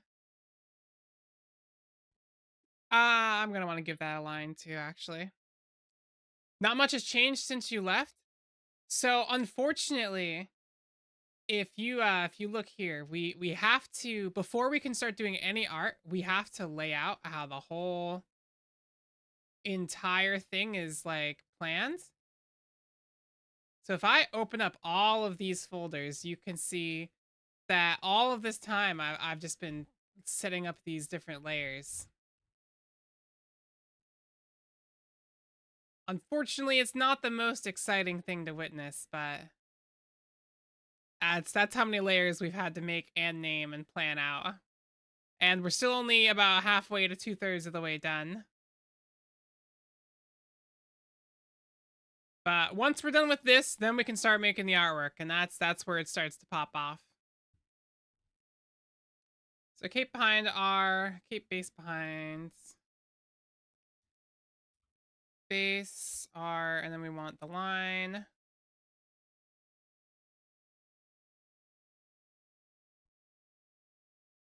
Think you've had a grand old time? Well, I appreciate that.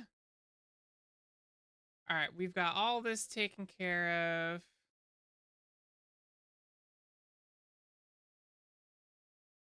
Cape upper.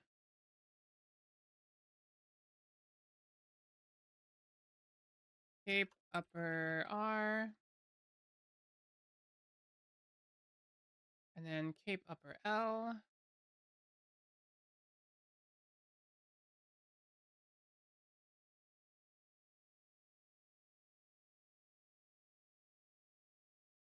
That's why when people see this stuff, they're like, oh, it's easy. I'll make my own. They're like, Oh, I can't cost that much to make. Like, it's such a heavy-handed process. Every day I think I should have just done the 3D model, but that probably wouldn't have been as good either. Okay, now we're gonna move on to the chains. So we're gonna do chain link. We're gonna copy this 1, chain link 2, chain link 3. Create another layer because there are 4 of these. So 1, 2, 3, 4, 5, 6 of these. So I need 3 more layers. Chain link 4, chain link 5, chain link 6. Now we got all that here. Pop that together. And then we need chain decoration. Chain deco. And copy this because we're going to need 2 more layers. Chain deco, that's going to be flats. This is going to be shadow. Oh no, actually, I'm going to want to split this up into chain deco, round, chain deco, tail 1, and chain deco tail 2. Oh, goodness gracious. This can all go into a separate folder called chain deco. All right, that's all done. That's done. That's done. There's nothing else needed for the cape, right? Fantastic. Cape is done. I'm gonna close out all these layers we don't need right now. Well, I'll keep them open because I'll do a full scan through at the end, so I can send them to him and be like, "Look at what you made me have to do." And I also want a final count. So many links. There's only 6. But it's thankfully these ones they're not as complicated as mine were. They don't need like different shadows or anything like that. We just have to render them properly. The cape is done. Upper body now is completely done. So now we can move on to, I'll just close that temporarily. We can move on to the neck and the face. Neck base and neckline. Neck base, neckline.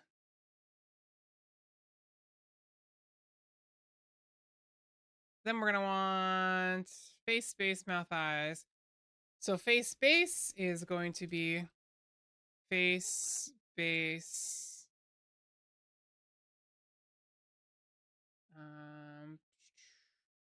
Actually, this is just going to go into its own layer. We don't need anything for this. So head, face, base.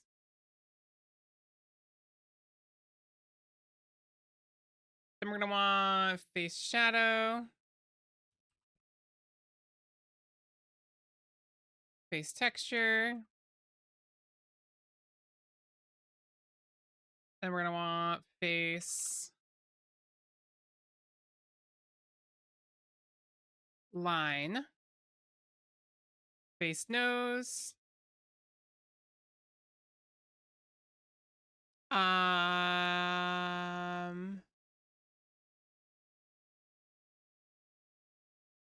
Do I put the eye shadow on the eye layer? I think I do. I think these just, they end up being their own thing.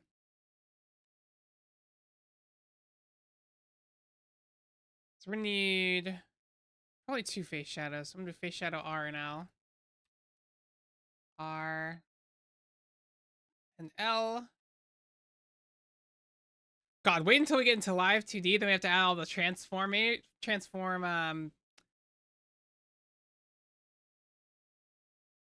what are those called? Transformer layers? Oh my goodness. You think this is bad. It gets worse. All right, we've got all this set up. Now we need nose, eyes, that. Thankfully, this is easy. He doesn't have blush or anything like that. So he's not going to need any special stuff. Shadow. I'm going to want face space 1 and face space 2. And face space 2. because one is going to be purple, one's going to be pink. So face base purple, one's going to be pink for these two separate layers here.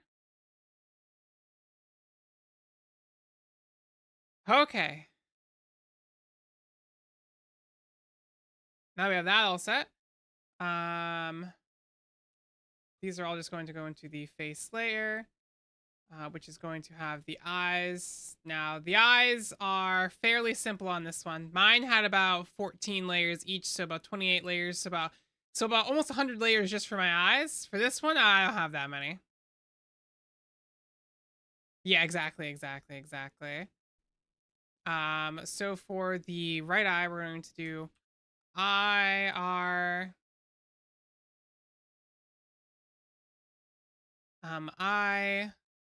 white R. We're going to want I shadow R. We're going to want I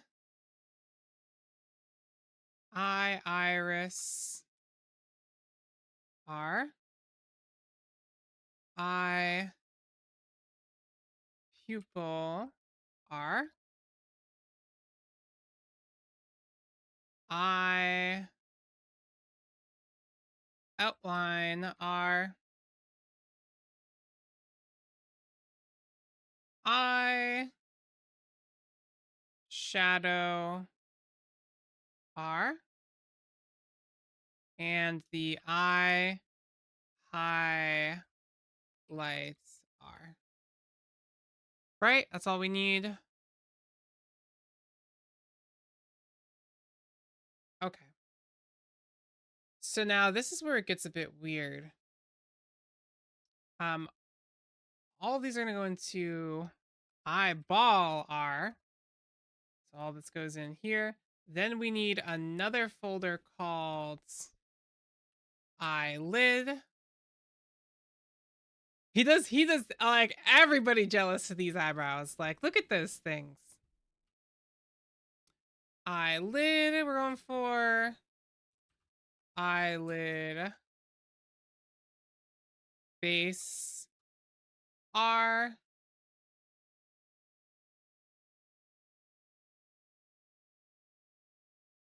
I'm putting all this in capitals, but I'm just realizing I think it's going to force me to put this all in lowercase when I get into the program. Anyway, eyelid base R. Eyebrows on fleek. Eyelid base R. Eyelid light R. Excuse me. Shadow R. Eyelid light R. Eyelid base highlights R.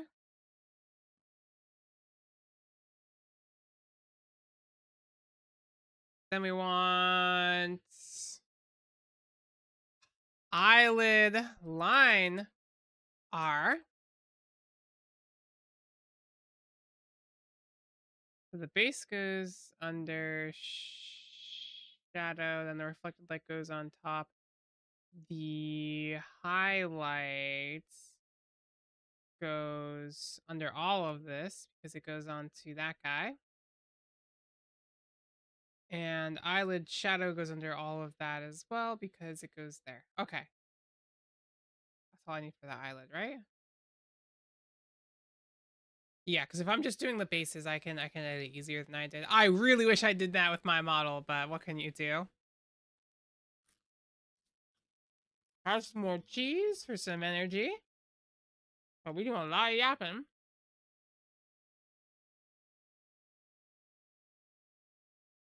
All right, that's all done.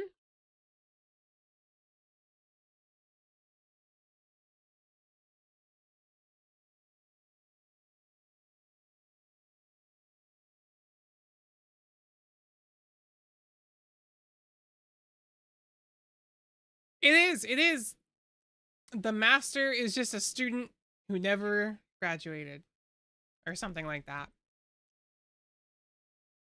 Okay, so now all of this is good. We can copy it and drag it into the left eye folder.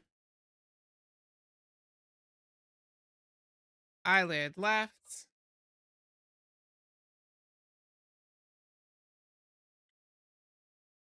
Eye left.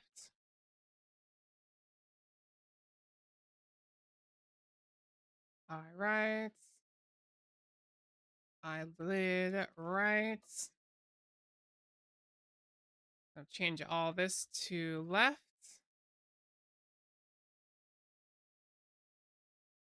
You know, in hindsight, I'll look back on this and I'll say, what type of cheese? It's just a cheese stick. It's oh, what's this called? Cheddar Jack. I got some Cheddar Jack cheese.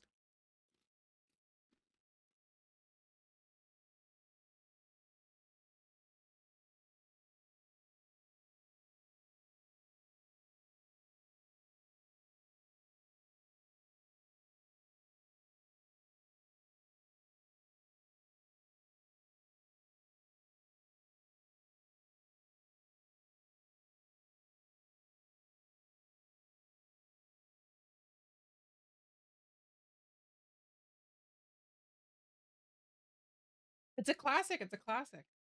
But what I was saying is, in hindsight, I'm gonna look back in like 2-3 years and then be like, part of me thought streaming this would be would be fun.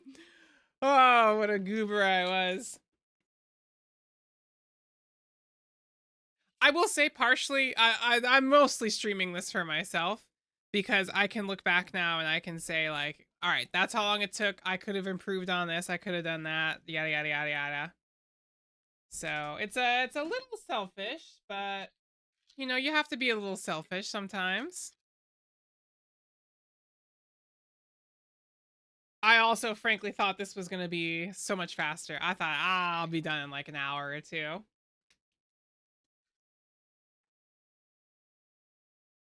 Editor voice.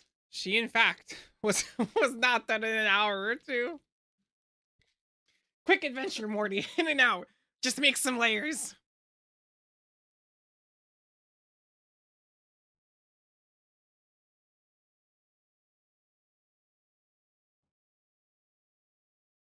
All right, we're done with the eyes. Eyeball L. L, L, L. All I do is collect L's. It's never over. Sometimes it feels like that. When you, the creative process, there's a point. I forget what this one guy named it. He had a good name for it. I'll try to find it later. He basically said there's a point in the process where you just accept like this is never going to end. This is it. This is the abyss side. This project's never going to be over now. But it will. You just got to keep trudging through it. Okay, all of the eyeball stuff is good. So we can close out the eyes. Oh my god, we've almost done it. We've almost done it.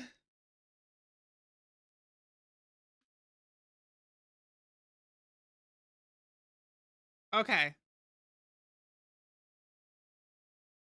Now, what's different than most models, when this head turns, right? Because normally you have a head like this, and it turns to be like this, and your eyes will go like this.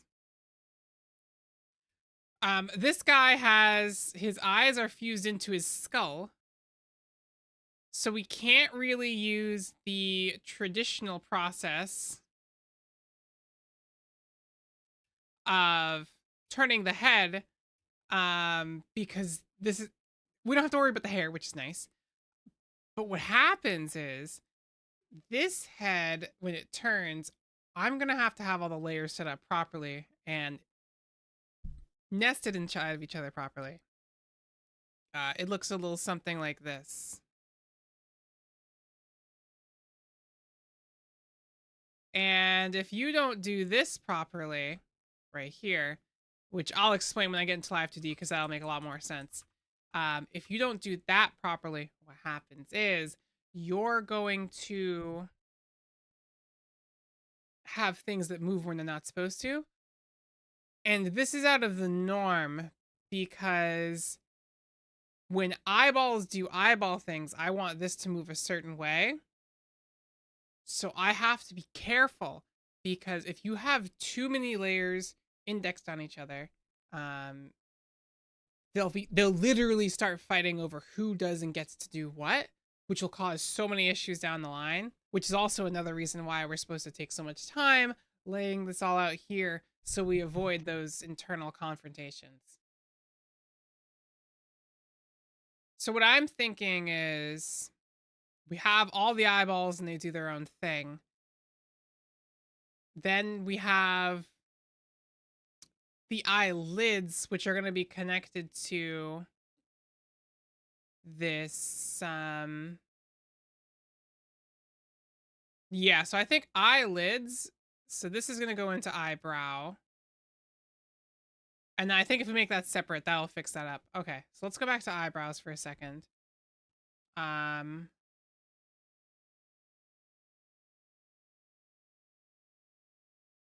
Yeah, I gotta make brows and eyelid. That's the mistake I just made. I've got my eyebrows and eyelids in the same thing. I need eyelids and I need eyebrows,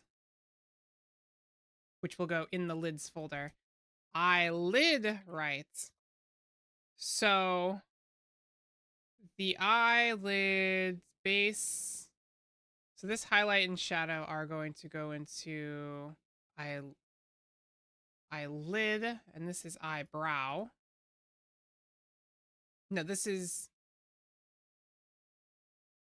yes, eyebrow. That's what I forgot. I didn't give him eyebrows. I had it all in one lid. Okay, eyebrows. So I want all this to just go in here. Eyelid needs to be its own thing again. 3 separate things. Eyebrow. Copy that.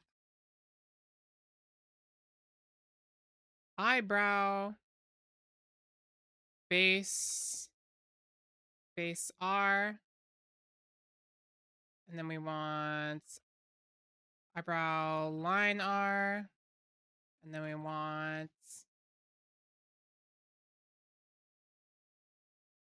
highlights R. So that's it for the brows. They're going to be their own thing, because they don't have a shadow. I just have the light there, which is going to look pretty cool in the rendering. We'll see it later. Anyway, the highlight R.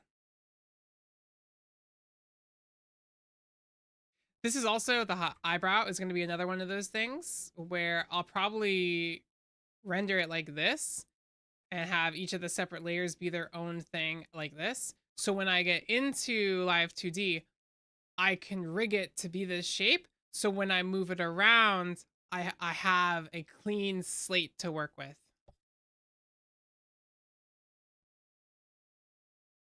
Okay, so eyebrows, the eyelids base,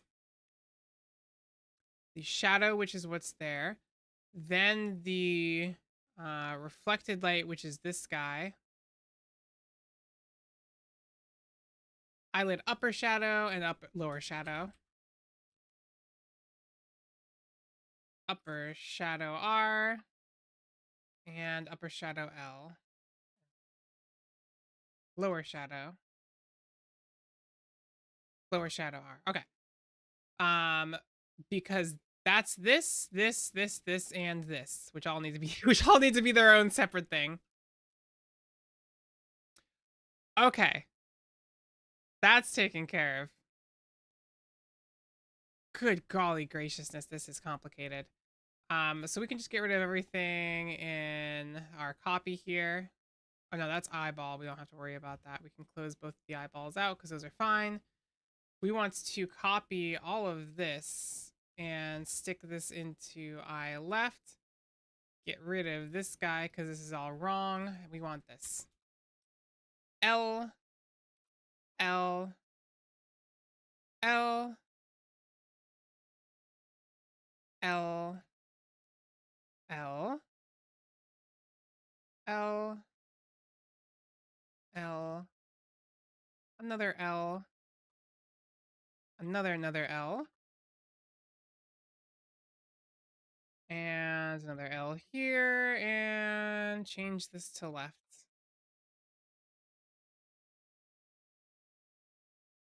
Okay. All right. That's done. Okay. I actually think that's it. I just need to go to the eye base. Or face base, excuse me. Do I put that center? Face base. We'll do center, upper, and lower. Lower. Face base, upper. Upper, center, and lower. Okay. Because that'll break these up into... We'll have this section, and this section here, which we can utilize, and all be layered on top of each other, and everybody will be happy, because this will be above all that, and we'll deal with it when we get there. Then the texture goes above the upper. The nose goes above the center. The line goes above face line center. Then we have the face line right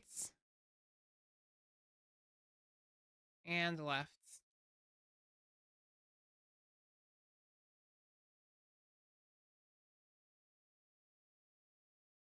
This is so much easier. I'm realizing just how much easier human modeling is, because you just do one single line that goes all the way around. That's easy as pie. We'll get there when we get there. Type quote. Face line left, both left and right go on the center. The texture goes on the upper.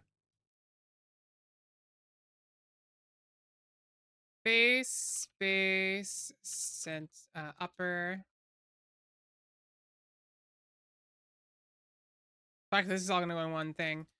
Face, base. Then we have upper, 2 more folders. Upper, lower. Face, base, lower. Am I overcomplicating this? Possibly, but it's really going to give me a lot of range of motion. I'm going to have more parts to move. But I won't be afraid that I won't have done enough. So when I get into live 2D, it'll all be squared away.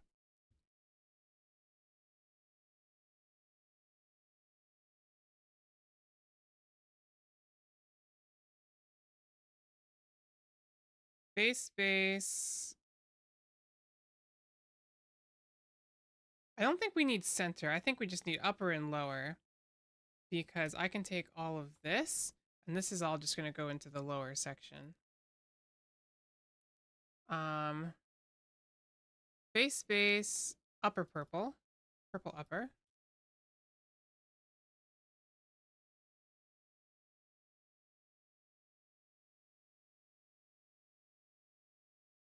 Triangle upper.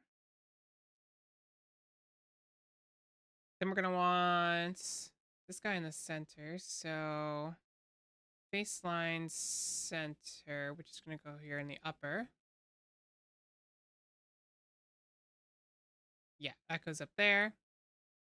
Baseline left and right. The nose, face base purple. And face base pink. Lower. There we go. Face shadow L, face shadow R. No, these are now worked into the eyes, so I don't need these in here. These can just be face shadow.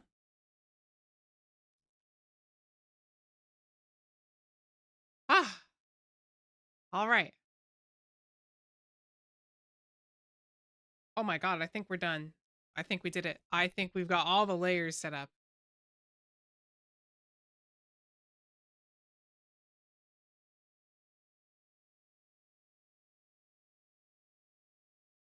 All right, so to make a relatively, air quotes, simple live 2D model, this is about how many layers you'll need. Could we go simpler? Absolutely. Could we do less? 100%.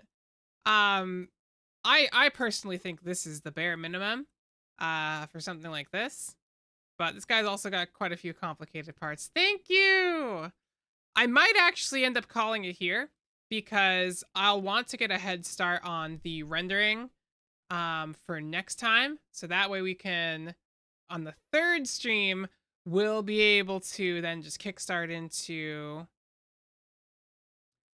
I'll probably end up doing the... what's it called? The meshing. I'll do the meshing probably on offline because that's really boring. So then we'll break this up into probably about 4 or 5 parts. I mean, I guess I could do meshing. I'll probably just do meshing live again just so I have a clip of it. But that's not going to be too exciting for anyone to watch.